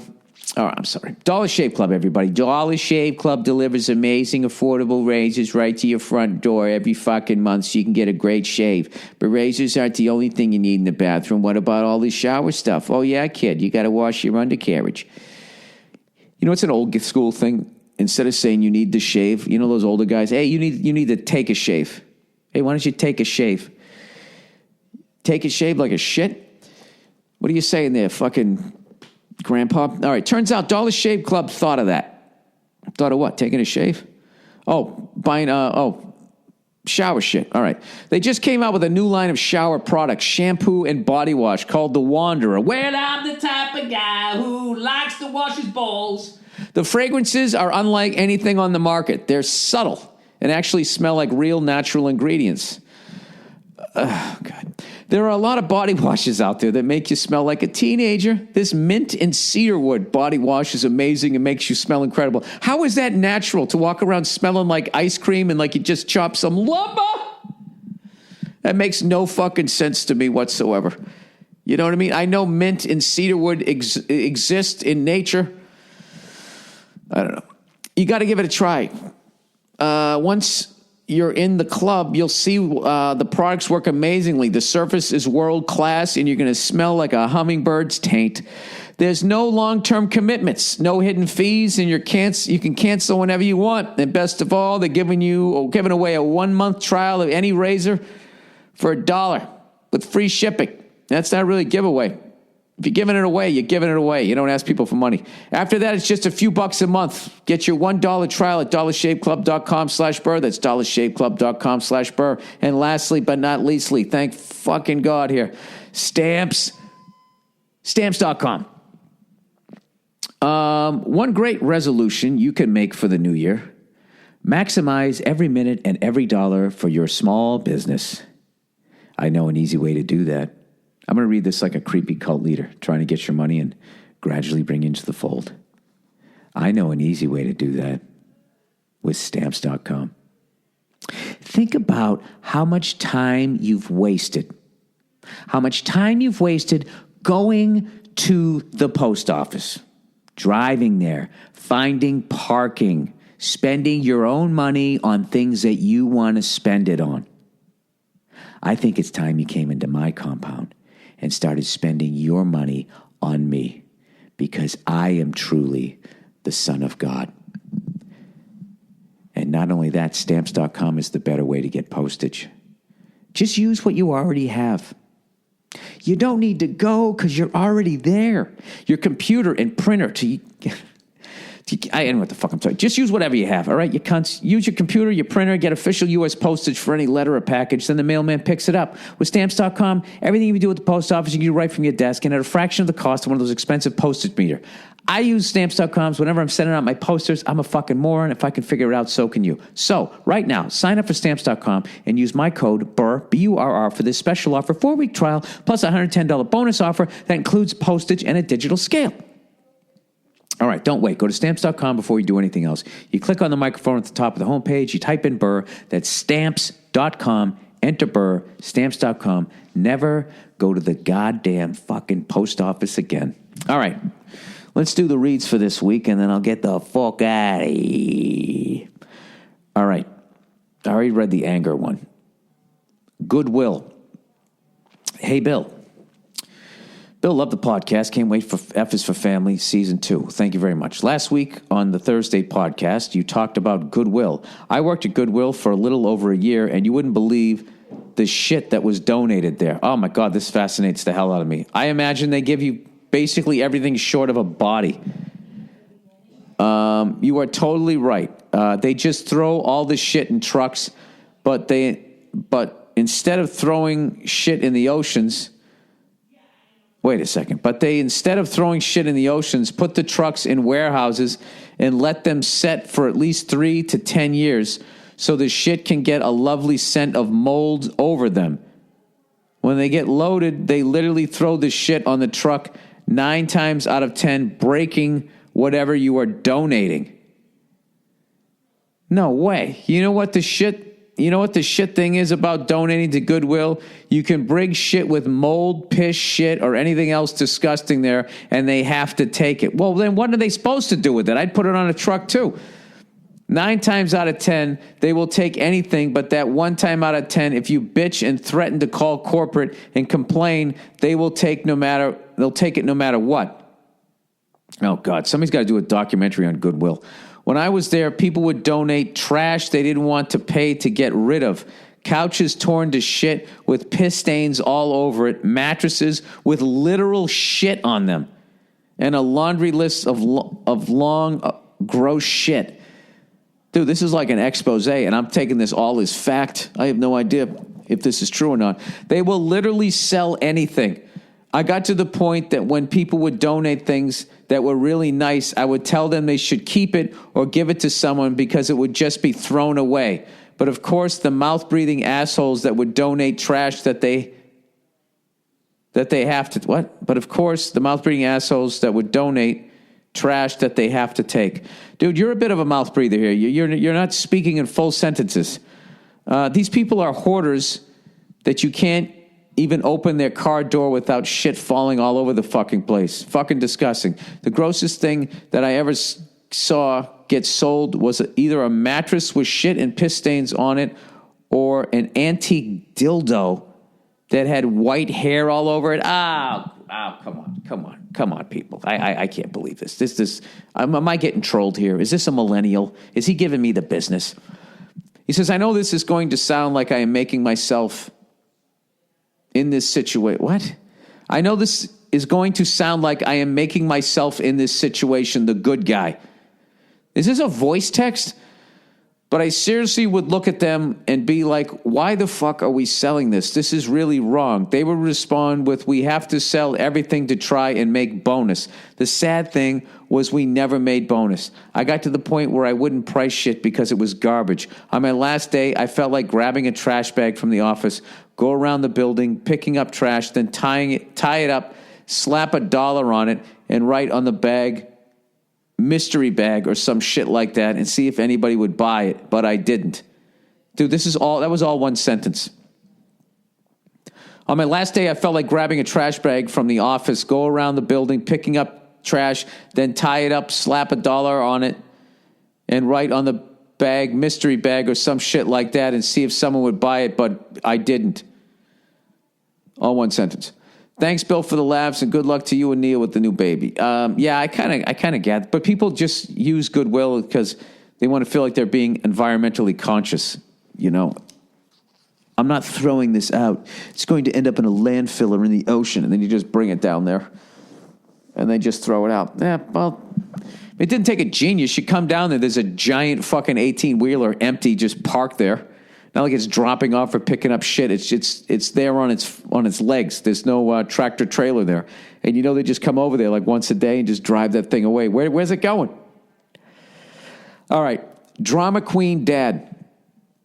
Dear Billy Rednose, first off, I'd like to say thank you. I'm a lady. Oh my God, I have a female fan. In high school, and lately I've been listening to your podcast whenever I'm stressed out or just looking for something to laugh at. Okay, now on to the story. My father is a middle-aged man with bipolar disorder and likes to blame everything on his mental illness, as he calls it. I like that you're already taking him to task here. He's going to blame everything on his mental illness. Yeah, that's no reason to not do your dishes, all right? All right there, Loopy. He's very dramatic and claims that his bipolar is the reason he hasn't been able to hold a job lately, even though he kept the same career for about 10 years and is now working for a new company. My parents are divorced, so whenever my father can't have us over to visit, he claims it's because of his illness. Ah, man, that's the greatest. There's nothing like a fucking built-in excuse. That's going to be great when I have a kid here in a few fucking days, minutes, weeks, whatever. I'd love to, but my kid's, I can't. I got a kid. I don't want to tell him that bipolar disorder is not a mental illness because he'd go apeshit on me. Is bipolar? I don't know. I thought anytime your brain was fucked up, you had a mental illness. I have a mental illness with my anger. Okay, bipolar. Bipolar, is it a disease? Well, let's see here. Oh, just give me the fucking answer. Oh, Jesus. Oh, fuck you. I'm not reading all this shit. This is the internet. I don't want to expound it on. Just give me the yes or no. Is there yesorno.com? Can you just do that? You just you ask a fucking, it's like, I don't want to know why. Is this blah, blah, blah, yes or no? And then you have your answer. So then when you go to the bar and somebody says something, you're like, no, it isn't. Or yes, it is. Yeah, it is. Do you know that bipolar disorder develops during a person's late teens or early adult years? Do you know I didn't ask that question? Never trust a fucking doctor with a goatee. What the fuck is it? Oh my God. Jesus Christ. Look at these fucking eggheads. They all got nice full heads of hair, though. I got to give them that. All right. Anyways, I don't want to tell him bipolar disorder is not a mental illness because he'll go ape shit on me. For some reason, he seems to enjoy making me and my sister feel like shit and makes mountains out of molehills whenever we correct him or stand up for ourselves when he bullies us. Yeah, don't take any shit from him. He sounds like an asshole. What's even worse about this is that his bullying always works. He's very manipulative, and I'm scared to see him because of the things he said and done to me in the past. Every time I'm informed I'll have to spend the weekend with him, I nearly piss myself with anxiety. My question to you is, how the fuck do you deal with someone like this? I know my dad is ridiculous and uses underhanded tactics to make me feel like shit, but for some reason, I'm not able to just get over it. None of my friends seem to relate to being so terrified of one person like I am of my father, and I would like to hear your take on things. Thanks for reading this, and go fuck yourself. All right, how would I get past it? Well, this is the hardest thing to do. You have to stop giving a shit about the guy to a certain level. At some point, if you have a parent like this, you have to look at them and remove mentally that they're a relative. And you have to just say to yourself, like, if this person was a complete stranger, would I be friends with this person? Would I interact with this person? Would I waste another minute in my fucking life dealing with this person? And when you got to ask those questions, usually it's like, absolutely not. This would have been a fucking one and done situation. But the thing is it is your dad, so you can't write him off. But you have to that's the toughest thing, when you got to write off a parent but still interact with them. You just got to be like, I don't know. You kind of have to find the humor in it, I think. That's a tough one, especially at your age. I don't know. I don't know. I would probably do some passive aggressive shit where I would just, oh yeah, is that how it is? Okay, I'll get right on that, shit like that. I don't know what to tell you. I would just basically, I would still, like, what is he going to do other than get mad? He doesn't sound like he hits you or anything. So he just mad and he flips out or whatever and just, stop. Who gives a fuck? That's what he's going to do. The guy's out of his fucking mind. Right? Maybe he's got bipolar. Maybe he doesn't. Maybe it's a disease. Maybe it isn't. All you know, oh man, this is tough. This is a fucking rough one because it's your dad. And the last thing you want to do is then go out in the world and start dating somebody who then treats you like that the exact fucking thing you don't want, and then you end up with that, and then you have that same nervousness in a fucking relationship. That's all I can say. You know what you got to do? You're not going to be able to fix this guy. You got to deal with him because he is your dad. But the big thing that you can do is in your life is you create a life that does not involve this. All right? You need to go out and go marry a fucking sweetheart. Right? And then your fucking house is great, and it's peaceful, and it's what you want. And then every once in a while, this fucking tornado blows through, and you deal with it, and then it leaves, and then you go back to your peaceful life. That's all you can do. You really, as a kid, you really can't do anything about your parents. You can't pick them. You just get the ones that you get. But the thing that you can do is create a life that does not involve that, and then you don't do that shit to your kids, and then you break the cycle. Then that's it. But the weird fucking thing is that they're still always going to be in your life, so that lunatic will then be around your kids, and it's a motherfucker. It really is. But fortunately, they, for the most part, die before we do, and then, you don't have to deal with them anymore. So I guess try to find the fucking humor in it while you're dealing with it, and then think of how exciting your life is going to be by not having that in it. You might want to just Skype with them for a while. Get yourself in a situation to be like, what? I think the screen froze. Hello? And you just click. But that's really, that's disappointing to hear that an adult would manipulate a teenager. Forget about his own fucking daughter. That sucks. So I don't know, try that. But just know that you can go out in the world and have any life that you want to have, simply by, he's showing you what you don't want. All right? There you go. Oh man, that's brutal. You fuck up so bad as a parent that your daughter goes out going, I want to marry a man who's the exact opposite of my own dad. Whew. That's game, set, match. You fucked up as a father. All right, sister's girlfriend. Dear Bill, the red bitch Burr. My twin sister is a lesbian, and she's dating a lady who was bisexual. She was bisexual, and then what? Became totally homosexual and went back to heterosexuality, or is she asexual? At first, we weren't close or anything, but we did get along. With your twin sister, not the bisexual woman, right?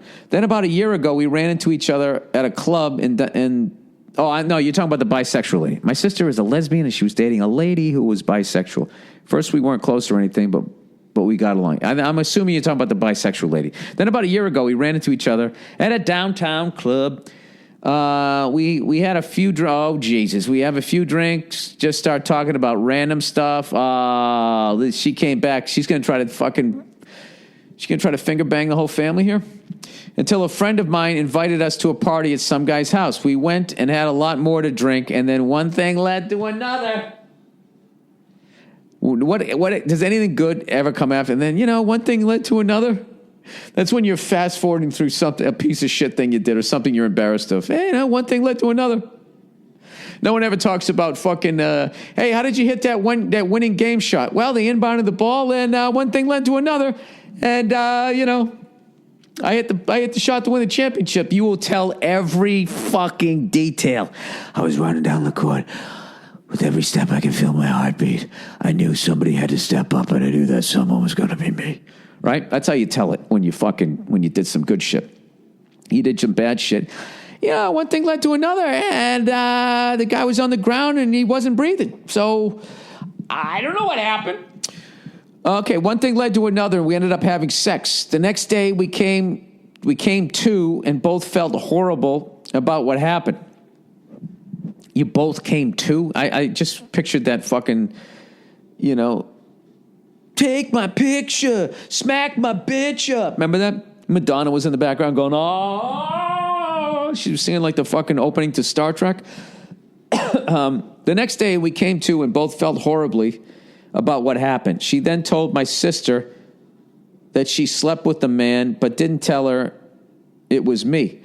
Oh, wait, you're a guy. I thought this was a lady. Oh, okay. I'm bisexual. I don't know. All right, wait a minute. All right, your twin sister is a lesbian. She's dating a lady. He's bisexual. Yada, yada. At first, we weren't close or anything, but we got along. Okay, and then you ran into her, and you fucked your fucking sister's girlfriend. No wonder you went with one thing led to another. Then we came to like you were both drugged. Oh, these are classic. You feel horrible about this, sir. Or you don't, and but you want to get away with it, so you're blowing through the details. Well, this is very underwritten for what the fuck has just gone down here. Jesus Christ. She then told my sister that she slept with a man but didn't tell her it was me. Dude, this chick is a psycho. For the past year, I've been torn up about it. I need your unbiased style of advice. Should I tell my sister that it was me or not? Thanks. P.S. Come to blah, blah, blah. I would love to see you again. Dude, no. Don't say you die with that secret.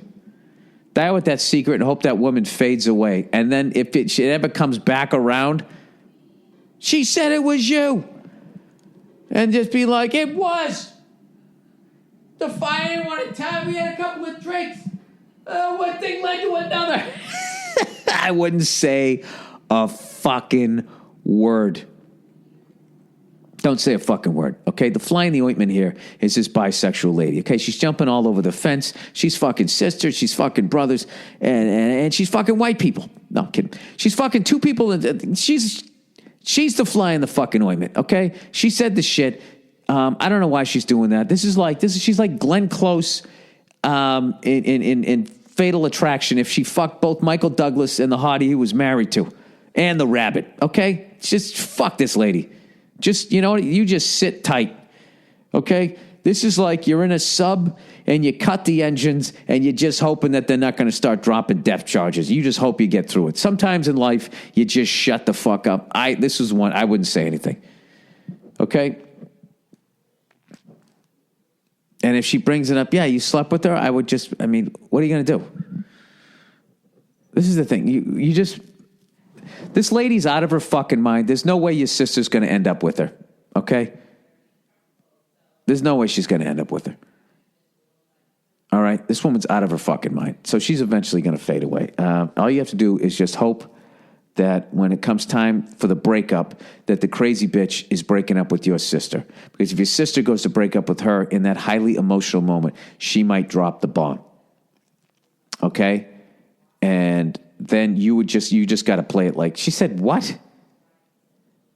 No, that never happened. You just breaking up that? She said that's why. She was saying it because you broke her. And then she walks to the room. You're like, all right, I did it. Because one thing led to another. All right, called my pants down. Hey, Billy Blue Lungs.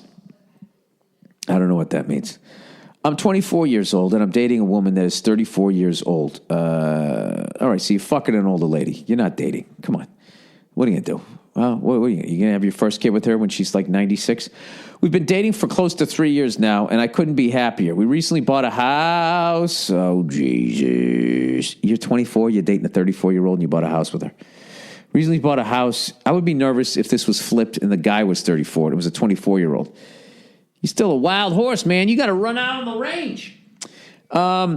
We recently bought a house, and it finally came time to put down the down payment on the house and all that extra stuff. I'm going to be honest. I had ego issues on the down payment. She knows my financial status, and she was cool with it, but I just wanted to provide more because she does so much for me. So I dropped my car insurance without her knowing to give her the extra money, even though she said I didn't need to. I felt like, what sort of man would I be if I didn't contribute my part? So my luck has it, I got into a car accident literally 2 weeks after I dropped my car insurance. I'm between a rock and a hard place now. We want to start a family, but I'm guessing my license would be suspended for a year. A lot of burden will be put upon her now that I'm assuming my license will be suspended for some time. Bill and Nia, if you could do me a solid on this one, that would be great. P.S. Long-time listener, first-time emailer. Oh, jeez. What are you asking me? Like, yeah, you're fucked. You are fucked. I agree with that. Well, in life, sometimes you learn a hard lesson, sir, and you're learning one right now. I'm sorry. I don't know what to tell you. You're with this woman. I mean, the solution, what you learned is the solution is not doing what you did. You don't expose yourself to that type of a liability. You didn't really ask me a question. All right, so you love this person. You want to start a family. That's all good. And you fucked up. I guess if you haven't told her, I would come clean. Tell her what you did, why you did it. Say you're sorry. And I don't know what. But if you're 24 and you want to be able to provide, she's 34, and you're going to get married and you're going to start a family. I don't know. How are you going to be able to provide? You got to get your career going, I would think. So that would be my biggest concern once I find out what the judgment against me is going to be. But here's the deal, dude. She's 34, you're 24. She should be making more money than you. She should have more money than you. Her life should be further down there. You know, you can't try to catch up to a 34-year-old. All right? Because the only way for you to do it is to do what you just did, and you end up fucking yourself over. And in the long run, you fuck her over too. So you have to respect the fact that you're the age you're at. And I would try to figure out what the fuck I wanted to do with my life, and I would try to get that career going. And I would hope that there would be a bus close by that I could take to get me to that, because I think you're going to get fucked here. Sorry to say that, but yeah, my advice would be to stop trying to measure up to a 34-year-old. Just be 24. All right? I hope that helped you out. But that's all I got. Sorry. Okay. All right. That's the podcast for this week. All right. That's it. Go fuck yourselves, and I'll check in on you on Thursday. Congratulations to USC. Congratulations to Clemson, Alabama.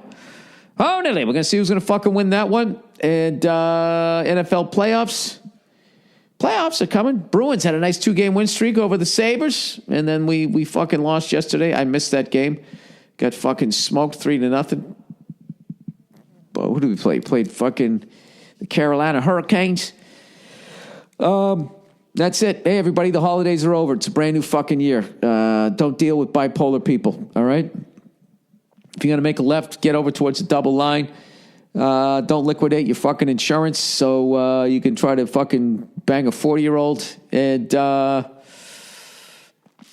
think that's it. Yeah, and if you bang your lesbian sister's girlfriend, keep your fucking mouth shut. All right. Talk to you on Thursday. What's up, everybody? Welcome back to the Anything Better podcast show, NFL edition. I can't believe I'm saying this, for week 18. Oh, my God, it's over. The regular season is over. It flew by, but we got one more week to go. Before we get into the show, we have to shout out to sponsor. It's BetMGM, everybody. You guys know BetMGM. You still got time because playoffs are coming. BetMGM is offering $1,500 in free bets to get your season going. Here's how it works. 4 easy steps. You download the sportsbook, the BetMGM Sportsbook app. Use our code, the code for anything better, which is Burr, B-U-R-R. You sign up with at least $10.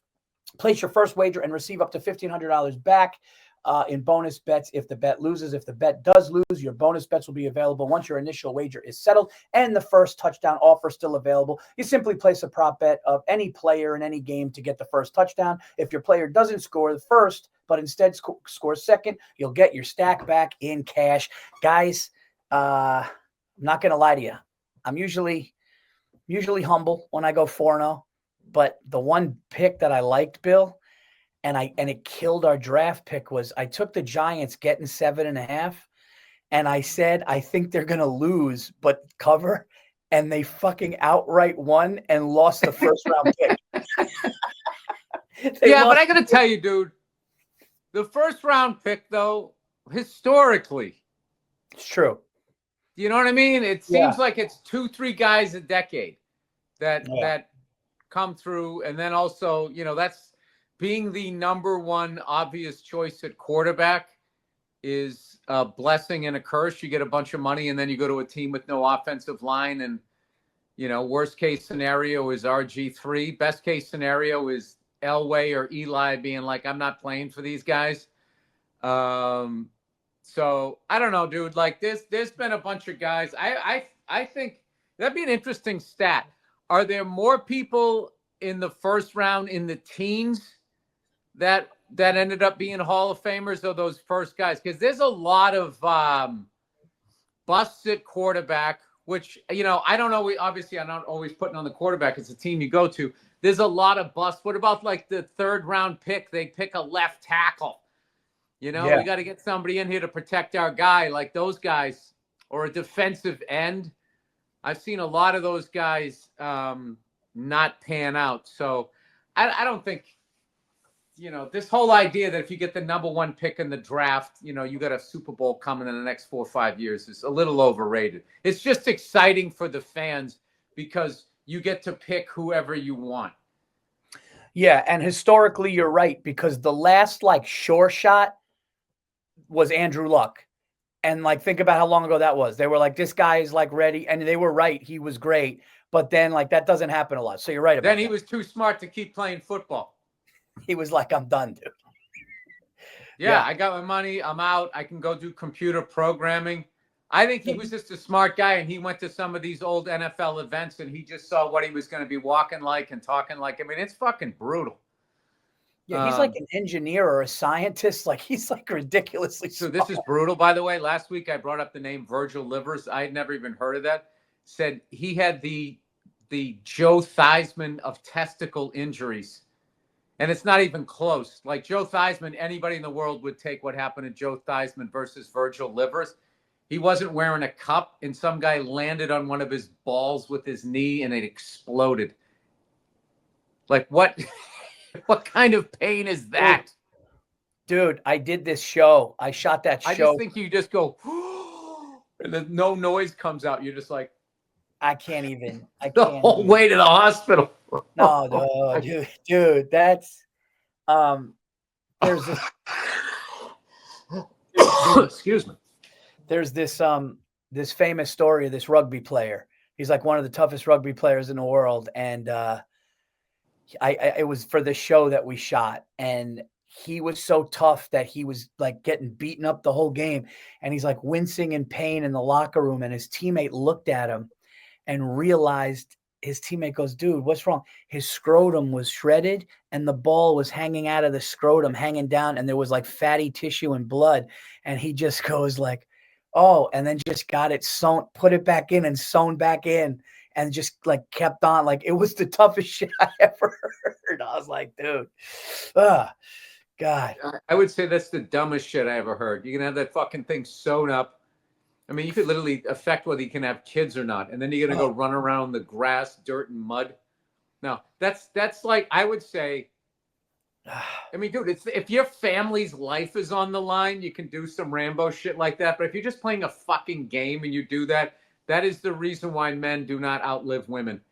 It's all of that dumb shit of like, how much pain can I take? How dumb can I? Because obviously I shouldn't play right now and I should go to the hospital. But if I want some man points, I'll do the exact opposite. By the way, what's a cup doing? How did that guy get his balls exploded? Like what happened with his cup? He wasn't wearing a cup. Oof. Some, I don't know, 250, 270 guy, you know, fucking, oh my God. Oh my God. Well, let's get into football picks. Okay. Then we've got 2 fucking ball bag stories. Oh my God, dude. Oh my God. When you said exploded, it just ruined my fucking afternoon. I mean, dude, I'm literally like, oh, Paul, you hate to hear it. You hate to see about it. You just hate the whole thing. Oh, all right. I guess this is week 18. This is a tricky week because not everybody's playing for something. So you got a lot of spoilers, but then you got some good ones. So Paul, you're not playing for something either. Paul's had his bench in picking games for the last 3 weeks, and then he goes 4-0 again. Yep. Dude, I swear to God, if I actually was watching football and had time to look at this, I would help the podcast out. But I got to be honest with you. You, Andrew, and Jake the Snake, well above 500. Just spanking Bet MGM. Got him over your knee, Paul. Well, here's the deal. If I can manage to go 3-1 or better, it'll be the best I've ever done. So I'm in it still. Dude, the fact that it isn't already. Dude, Yeah. very quietly, the trust fund kid, Andrew Themelis, he picks over 40 games right every year. You know what I mean? He's just doing it out in Seattle. So, you know, ESPN doesn't pay attention. You know? Well, if he was picking these games in New York, like they'd have a fucking billboard of him in Times Square. Listen. He's the Beverly Hills Kid. It's the quiet assassin. We don't know if his dad has connections with Vegas, though. You know, he does come from money. That's true. I saw some of those characters at his wedding. He's got some connections. They all got good full heads of hair.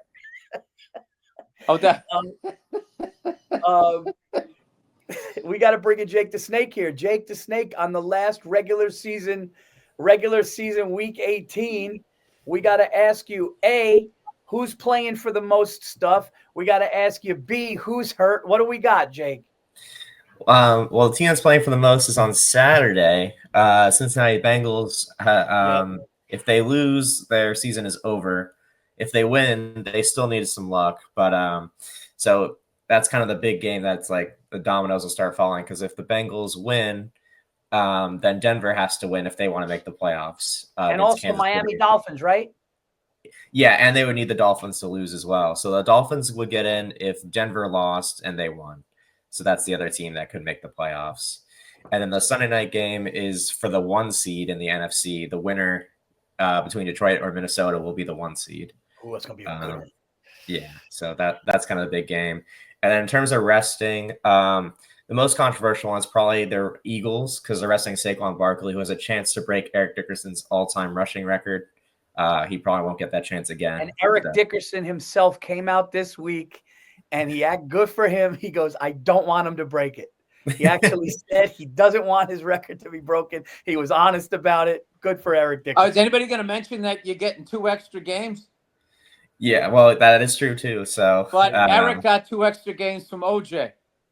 OJ did it, and I don't mean the murders. OJ did rest his soul. Two homicides.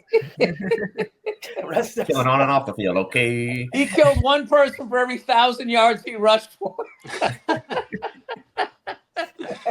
He was shredding people and defenses in, what was it, 73? He did it in 14 games. Yeah, that's 14 unbelievable. games. Jake the Snake, how many yards do you have to average to get 2,000 yards in 14 games? Come on, man. Somebody break out. Come on, Andrew. Somebody. I'm terrible at math, but how many yards a game is 14? I like 180. 170, 180. I like 170, that. 180 per game, which is nuts. Dude, they got to 2,000 yards for 18 games? 111. For 14 games. Oh, for 14 games.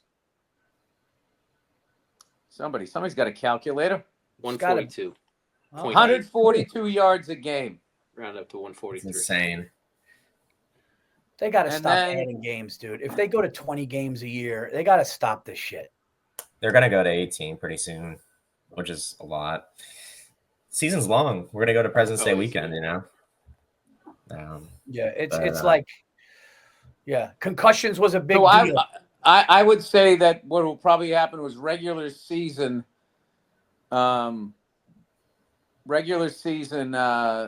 records will obviously start falling left and right if they get 18 games to do what people used to do in 14, 16 games, 12 games, depending on how old the record is. And then I would think, unless they keep making adjustments to how they play the game, careers will be shorter. But it's weird because you'll be playing more games. So in like 9 years, you'll have played an extra season. Yeah. Or 8 years, an extra season than what somebody else did. So that's going to take its toll, plus the playoffs. But they got to front load it, right? I mean, you can't go any deeper into – I mean, I guess you can. I don't know. I mean, it's – they don't want to be playing in It's August. Just greed. It's too hot. That's all it is. It's greed. I bet they go to 2 bye weeks. 2 bye weeks, I was thinking. And then it'll be 19 weeks. They'll just keep stretching it out. And bye weeks, what's the great thing about the bye weeks is it adds an extra week to the season already. We're already up to 18 weeks a regular season with the bye, right? Yeah, you only have one bye. I'm not complaining as far as being a football fan, but these players, the owners don't give a shit. They're gonna start wearing those hot air balloon helmets, playing for 25 fucking weeks. I can't believe they still play on artificial turf. It's basically concrete. I thought they got rid of they got the fake tires that are giving people cancer. Cancer, yeah. All the goalies in Europe, especially goalies that handle the ball. Yeah. Yeah, they're all getting cancer. But then what Europe does is they actually, when they're not causing world wars, they look out for their people. So they got rid of all of that stuff. So I guess whatever they treat the tires with has some sort of lead or something in it that they're saying could possibly, allegedly create cancer. Yeah, it's the great thing about having a shaved head, Paul, is even if you have cancer, nobody knows. that is a positive.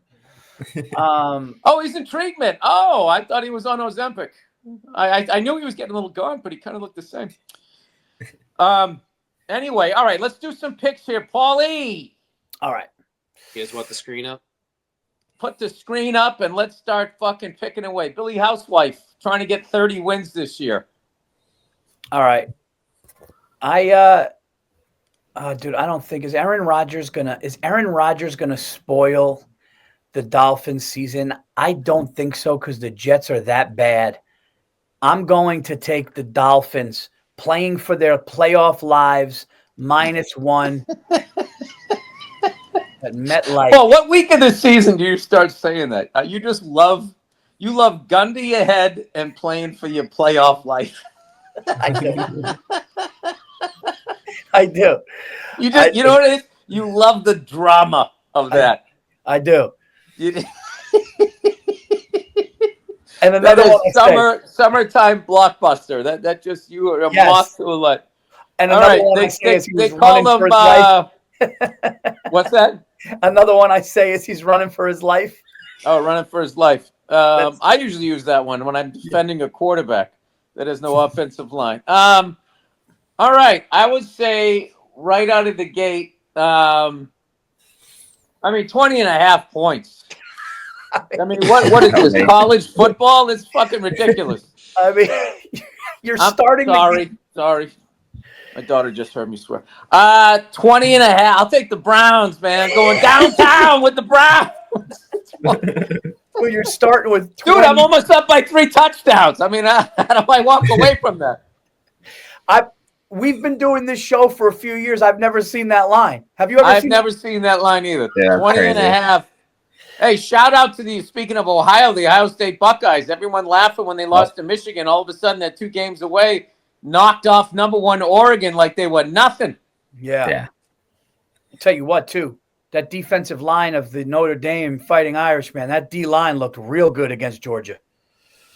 Yeah. I can't believe they won. I was sitting there going, like, maybe Georgia, Ohio State in the final. Shows you what I know, Paul. I know jack squat. I've been riding this me, ask my wife. Train. Hold on. Where is this? Where is this game? What's this line? Where are they? There they are. I've been riding this train. Where are they? There they are. I've been riding this train for 4 weeks or 3 weeks, whatever, and I'm staying on, everybody. I'm going to take the Cincinnati Bengals playing for their playoff lives. Playoff lives. -2 in Pittsburgh. I don't think the weather's going to affect either team because both play in cold weather. I'm going to take Joey Burrow to do his part in getting his team there. -2, Cincinnati. I'm taking them. Paul, since you like the playoff live so much, the nickname of the team you would have loved the best growing up, if you were old enough, would have been the Cleveland Browns with Brian Sipe. They were called the Cardiac Kids. Oh, that's a great one. Because they would they would look like they would be losing, and then the last second they would win the game. Like in overtime, make your heart stop. The Cardiac Kids. Back when having a heart issue was still kind of funny. You could actually say, now you have to say unalive. Oh yeah, all of this. That is the dumbest. That is like, I would love to get to the head of liberals and be like, all of these years of changing the words, but not dealing with the problem. It's so dumb. People are still killing themselves. They're still committing suicide, but we're all saying unalived. Yeah. He unalived himself. He unalived himself. Yeah. What are we, fucking children, Paul? Is that what liberals want us to treat us like children, right? And then conservatives that want to fucking bring back the feudal system. Isn't there a middle ground, Paul? You know what the middle ground I think is, Paul, is taking the Rams, getting 6.5 at home against the Seahawks. Rams are resting everybody, by the way, because they have nothing to play for. But so wait a minute, does the Seahawks have something to play for? No. What do you mean? The people are playing for next year's contract. They're playing to stay on. Yeah. They're in Hollywood, Tinseltown, where they put on a show. I'm going with the Rams because the game's going to be on TV. I can actually watch that game with my old man cable. Paul, I'm not clicking on a bunch of fucking apps and getting passwords and all of this shit. I'm not doing this anymore to try to fucking... Dude, you know what my son said this morning? What? He got upset at me and told me he was going to call Kojak. That's awesome. Yeah, he loves that show, man. Oh, dude, that's so awesome. We have dad and son black leather jackets showed up at a Christmas party, cool. dude. That's awesome, dude. Yeah. Oh, God. That's awesome. Yeah. All right. What do you got here? I'm going to do it. I'm going to do it because they're going to ruin it again. They're going to ruin the 4th pick. They already ruined the 1. They're going to ruin the 4th pick. The Eagles are sitting everybody. I'm going to take my New York Football Giants to bury us in the draft even more, +3. I like that. The Eagles are playing for nothing, and the Giants are playing for pride. I'll take the Giants. I'm going to take the Washington Commanders. Okay. That's a good one. Laying 6, going into Jerry World. And I'm hoping at some point those Dallas Cowboy fans stop complaining about GMs and coaches and players, and they get to the real problem. Sitting on the 50-yard line, Paul. Looking like he's going through a wind tunnel. You know what another one I like, Bill? Another one I like? They're on life support, but they're still in it. Love the life support. You know what the one I like? They're hanging around. That's the one I like. They're letting them hang around, Paul. Yeah. I use that They too. should have put him away, but they let him hang around. Not dead yet. Showing signs of life. The Giants were the only underdog that won last week. All favorites were 14-1. That's why I went 1-3 last week. All right, Jake the Snake, what is going on with your Chargers? Are your Chargers in it still? Yeah, they've clinched the playoff spot. The only thing they have to play for is if the Steelers lose to the Bengals, then they could. Then if they beat the Raiders, they would move up a spot. So they'd play at Houston instead of at Baltimore, which would be much more ideal because Baltimore is going to blow us out. So, Houston we can beat. Baltimore we cannot. So it would just depend on Saturday. If the Steelers win, Jesus, Jake, why don't you just make the fucking pick for him? How much information are you going to give him? That was incredible. You did everything but break down the scores per quarter. I'd love it if the Raiders won, just so they fall out of the top 10. Every time I see Jake's window, I just picture a girl getting up. Imagine she's like, Jake, you're never that thoughtful with me. Just throws a shoe at his head. Jake, why can't I quit you? I come over here, you just treat me like a hooah. You care about your football show more than me. It's been 3 months. I've never been outside with you. Jake's just wiping off his glasses. Yeah, that's how it is, sweetheart. Jay, it's week 18. That's why. It's week 18. You can wait one Jake more the month. Snake, the fucking stealth stud. People have no idea what's everybody out there. You're lucky the Playboy Network still isn't around. Jake would have a block of time. We got wild card weekend next week, sweetheart. Football season's over. Huh? She's You like, can we go out shoes? now? Where do you think that money comes from? All right. Don't cry. Okay, here we go. Here's a little bit of cash. Go out. Go get yourself something. Calm down. I'll take you out for a coffee later on today. Jesus, every woman in my life.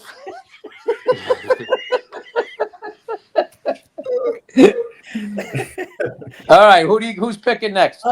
Shit. Look, we established the threesome early in the relationship. You can't take that away now. The Chargers are road dogs, honey. They're road dogs. If they don't cover that trip to Cabo, you can forget about it. That's the kind of pressure I need you to understand that I under every week. I don't get to live in your fantasy land of having another adult take care of you. Oh, my God. Look at me. I'm still in my robe. I got to be on the air. Oh, God.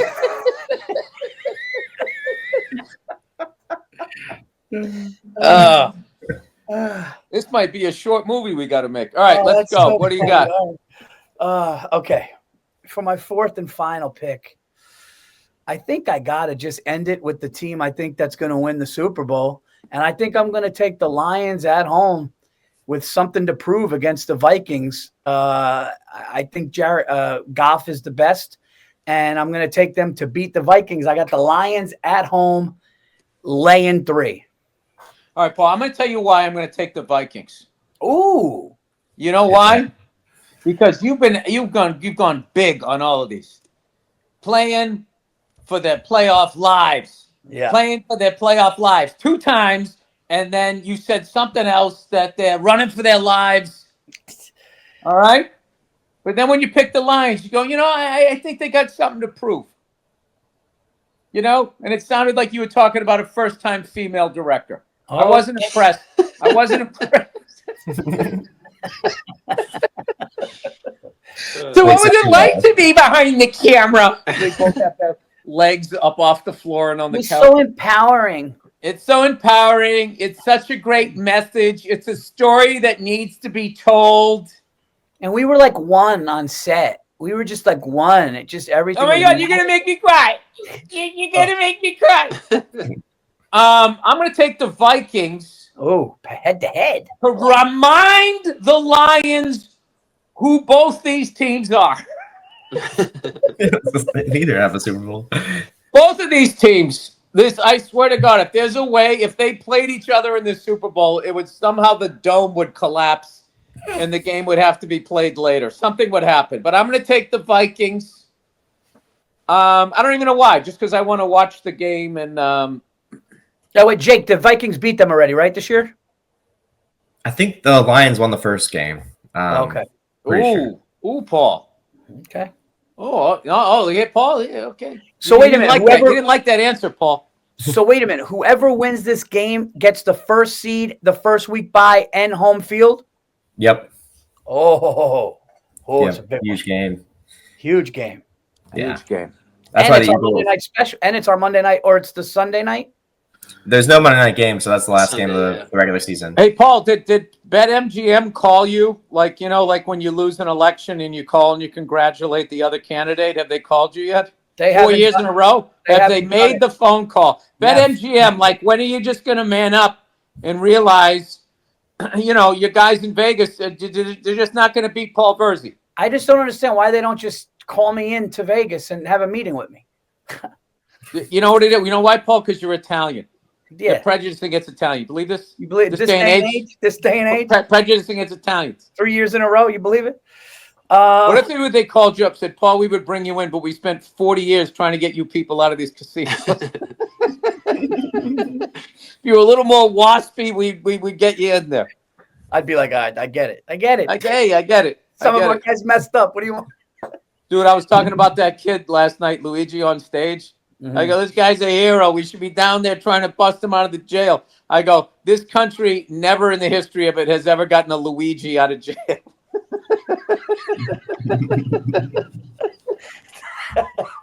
All the way back to Sacco and Vanzetti, Paul. They've let you guys twist in the wind. I lived in a neighborhood with 2 or 3 Luigis, okay, growing up. They were Cavarici, Z Cavarici with the black feelers, and the feelers had the I thought you were saying that was their last name, Luigi Cavarici. I was like, oh my God, that's got to be in a movie. No, you remember the Z Cavaricis, right? No, I remember them. I wore them. I didn't even have Z Cavs. I had big puffy pants that were tan, like Pete Carroll if he was backing up MC Hammer, and then they had this lime label right above your dick to let everybody, and then they tapered in like a little thing around your ankle. Oh, dude! And their hair was perfect, and they literally did this shit with the comb. They had cologne, they had chains over the turtleneck, and when they would pull up in the Camaro, you would just hear, "You're my dream boy." I don't even know that song. You know that song, right? Is Andrew? No, you don't know that. Be a pop song. Come on, sing it. Sing. I want to hear it. You're my dream boy. How's it go? You don't. Oh shit! Hold on, I gotta get it. Come on, we're gonna get knocked off YouTube. Don't play it. Oh, okay. Oh, You'll really? get dinged. All right. Oh, to be was that by Bananarama? Wasn't that like, I don't know? You remember Stevie B? You remember Stevie Stevie B? B. Spring Love. You remember, right? Hey, Paul, if you're in a group called Bananarama, like how much are you saving your money when you're on tour? Like I don't see this going longer than 3 summers. Yeah, but dude, they had Cruel Summer for Karate Kid, big one. I know they did, but their name was Bananarama. Yeah, it's true. That's a tough one. That's a tough one. Yeah. That's like, what was the other? We get knocked down, or we get up again. What was the name of them? Chumbawamba. Oh, Chumbawamba, fucking Bananarama. I mean, you're just all going to end up on the same cruise ship. dude, did you hear Dave Grohl talk about Foo Fighters? He goes, we didn't even know. He goes, we thought it was the dumbest name, and we thought like, oh, if it gets serious, we'll change it. Like they actually did Foo Fighters as a goof. Like he thought it was so stupid. Oh, yeah. Stupid all the way to the O2 Arena. Oh, Hey. hey. All right, so here we go. We got the last game of the year. I think we tied the record for Monday night specials this year. Yeah. So we got Vikings After host in the open era when they made it more difficult. in the modern era. Monday Yeah. night. Now with the wooden rackets, how we did it the first few years. Breaking Now out we a got, tennis term. all right. What are we gonna do? Because Bill likes the Vikes. Hey, I'm doing a podcast here. Let's try to keep it down. All their friends are over. Who? Oh, the kids. It's fun. The kids are over. We got to wrap it up. That's the best when the kids are over, though, isn't it? Yeah, I it love is. it. Yeah. It is. They. Because I'm the cool one. And they fucking know it. And I lets my wife know. Sometimes it's good to remind them. It's good to fucking remind them who the fucking easy one is. You know? Because that Scandinavians are cold. They got that Viking in them. They're fucking cold. I'm warm. I'm fucking warm. I hug her fucking family, dude. You go in and it's like it takes forever to even greet. Fucking come to my family, it's a hug. It's, hey, how are you? Oh my God, get in here. Fuck, God bless you. Over there, it's like, what? Slips a sandwich in the pocket as you hug them. There you go. Zipper shoe. Doesn't take much to be warm, does it? How do the Vikings hug, Paul? They don't. They don't hug. Hey, how you doing? Hey, Merry Christmas. It's like, you just tell me. That's good. Good. Things are good. Yeah. Work, Dude. kids. Scandinavians have this thing where, like, when you first get into the house, it's not like the way, like, if I see you get in here, they have like a, oh, hey, how's everything? How's it going? No, it just looks good. Everything. And then 2 drinks in, they're happy. You know? That's what it is. You know, It's just sadness, Paul. I mean, they don't get as much sun. What is it? What is it? My cross to bear? What is it? How do you say that? What is it? My cross to? You got it right. Play week 18. Look at you. My cross to bear. What are you gonna do? That's my cross to bear. Well, yeah, Paul, you knew what you were walking into. Opposites attract. Sophia, my daughter Sophia goes, my friends love you. They say, oh, Sophia's dad's so nice. And I just look over and stays. No, my wife, listen, my wife is great. She's a sweetheart, just a little colder. I like how it went from you're excited to have the friends over to no, I just use this as a bragging tool for my wife. They know. Dude, well, when you're married, you got to any good review that you get, it's so funny. Your wife pretends like they don't hear it. Dude, or you look at them like, see? Dude, I saw a wife. You know what I am, Paul? You know what? Oh, now you got me going. You know what I am, Paul? Who I am as a person is the sum of all my faults. Oh. That's how they do it. That's how the math works. I can't get anything in the positive side of the ledger. Never. Hey, Paul, never did. Never did. It's set in stone. The other day I heard a wife go like this. Somebody went and gave her husband credit. She goes, "Don't give him the credit. Don't do that. Don't give him the credredit." No, it's psychological fucking warfare. They want what that is? Don't give him the credit. Dude, I was smoking a cigar with a buddy of mine. Yeah. Dude, he did one that fucking was the West Coast version of Never Did. I was going off. And then she did this, then she says that, so I blah, blah, blah, and then I do that, and I still do that, I'm I'm getting all fucking amped up, and he's just sitting there with a cigar, and he just goes, that's how it is.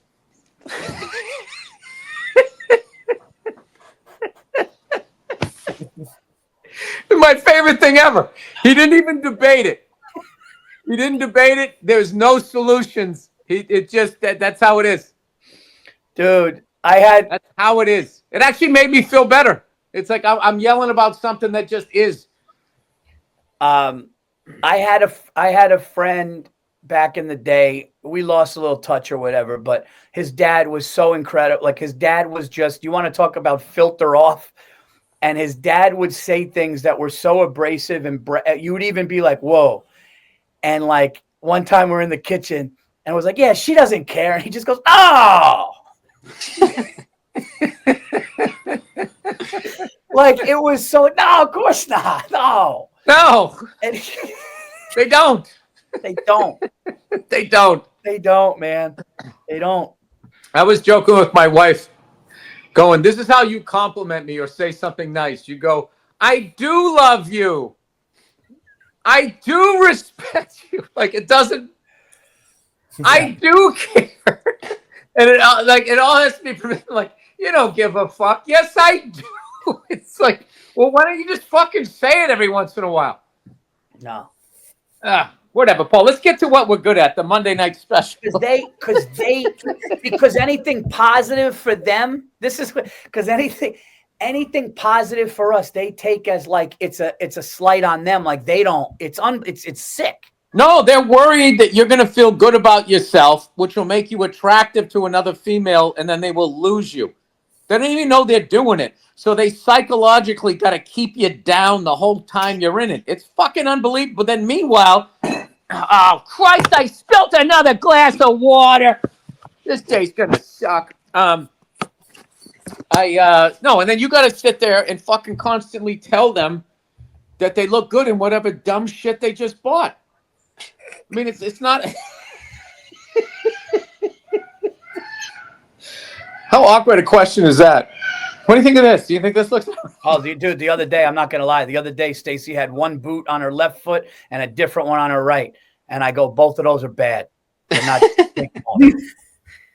And she goes, you're right. She goes, you're right. And she put on nice ones. Because she does it to me. You are dressed like a guy who gets traded for a player to be named later.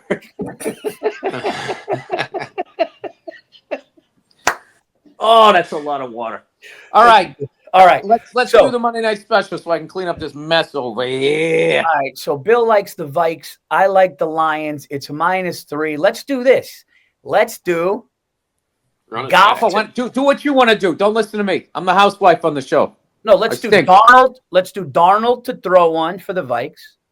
Let's do Goff to throw one for the Lions. It's going to be a shootout. What's the under-over? 48. 47. 46. I think it was 56. Whoa. Is it really? That's insane. What?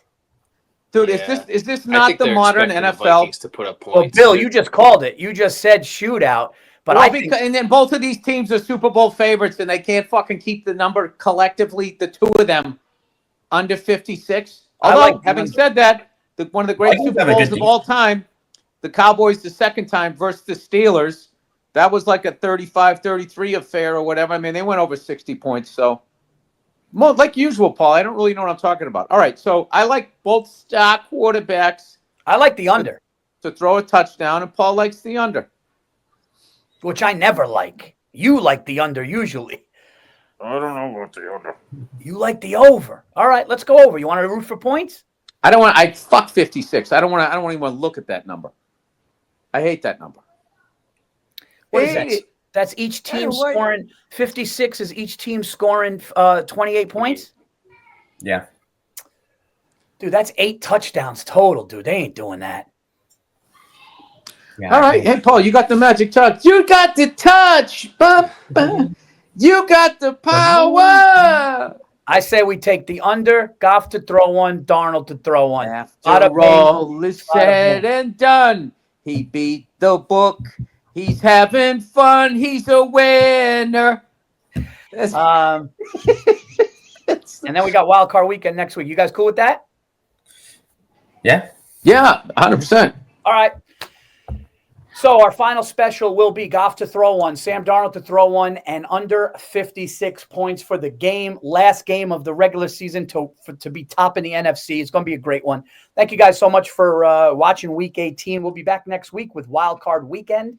Download the app. Use our code. BURR, that's Burr. You put $10 in, you get if the bet loses, you get $1,500 in bonus bets. First touchdown is a player prop bet. If the player gets the first touchdown, you'll win any game. If you don't and they get the second, you'll get your cash back. There you go. We'll be back next But they week. coddle this generation anymore. You get your money back, Paul. When the fuck was that back in the day betting for the book? Yeah. Hey, tell that If to you get a Al 2-point Capone. conversion, you get your money back. You get a do-over. Imagine you got the touch. Imagine you went to Al Capone in Chicago back in the day. No, Al, they said they're going to give me my money back. He would be like that guy in the Richard Pryor bit. Hear what he said? He wants the money back. When he pulled the gun out, he got out. Hey, it's a stick-up. What a great bit. All right, everybody. There you go. Week 18, regular season is over. We did it again. We'll talk to you guys next week. Paul did it again. Oops, he did it again. So did Andrew. Well, the Jake show the Snake collectively beat him. did it. The show collectively made money. Come on, guys. I'm the weak link in the show. I don't like this angle. Look, I have man boobs. Oh, now I'm dreamy. You got to hold it up. Right? There you go. To the ladies at the fucking, what is that stupid fucking yoga place they shop? Lululemon. Yeah. Let's go to get some coffees and go to Lululemon. Talk about keeping our husbands down. We got to get more female listeners on this podcast. No, they listen. They like it. You know how we can get less is if we start covering the WNBA, we'll probably get less. Oh, shots fired from Athens, Greece. Dude, them asking for the same amount of money with 0 ratings in half-filled stadiums is got to be the epitome of female behavior. Did you see Caitlin Clark got named Female of the Year, Times Female Athlete of the Year, and then one of the owners goes, the whole league should have been Female of the Year or something. Like, how are they hating on her like that? It's ridiculous. They're also using her to try to promote the whole league. I don't mind the WNBA. Just if I had a rim, badge, I would be watching, but I don't. So, dude, just lower the rim. They can't do it. It's just they can't do it. No, they're gonna be fine, Paul. They're gonna be good. Look at the UFC. Some of the best fights over the last 12 years have been the women. And I remember when they first came in, I was like, I don't want to watch this shit. And then I saw it, like, oh my God, they're amazing. They're gonna get better at it, Paul. They just haven't been hooping. They've been fucking basketball players. Dude, now they're playing hoop. You got to get them a chance to catch up. But the women got to go out and support them, and they're not going to do it, Paul, because they don't want to build something. They want to wait till we build it, and then they show how is it good for us. That's what it is. Here's what I think they do. You have a WNBA All-Star Weekend women's dunk contest. You lower the hoop to 8 feet, and you just have these ponytail chicks cocking back, yoking it on people. They'd be nuts. But if the dunks aren't good, Paul, yeah, I would definitely see what they can do first. That's true. That's true. In 7th grade, in gym class, I had a crush on this girl, and I remember I started to do a layup, and I thought it looked awkward, and I was just like, man, not anymore. Yeah, because She was good at subconsciously you're basketball, like, too. I She don't was want to good. put my seed in that. Because I don't want my kid to run like that. I was all about procreation in the 7th grade. Like, Yeah. Oh, by the way, did you guys see Andrew's Kenny always been Pickett? looking down the road. Did you guys see Kenny Pickett do the thing where he held the football and it looked like it weighed him down and he just fell forward? So I said, I go, this is the white, like I go, only a white guy can manage to do this. And somebody goes, hey, Paul, why not like stop with the racist stuff with white athletes and everything? And I'm going, dude, the one white guy who dunked and he held it on and his body flipped over, Daniel Jones tripping over his own feet, Kenny Pickett cocking back and falling. Do you know what the black guy version of that is? Fake intercepting the ball, faking out everybody on the field, and then dropping it at the half-yard line. That's the only time black athletes act like white guys. That's perfect. All right. All right, that's it, dude. I gotta go to the gym. See you guys after, man. Enjoy football. I'll talk to you guys soon. All right. Congratulations again on a great season to all of you. Right. Thank you for letting me hang around with you guys. All right. I'll see you.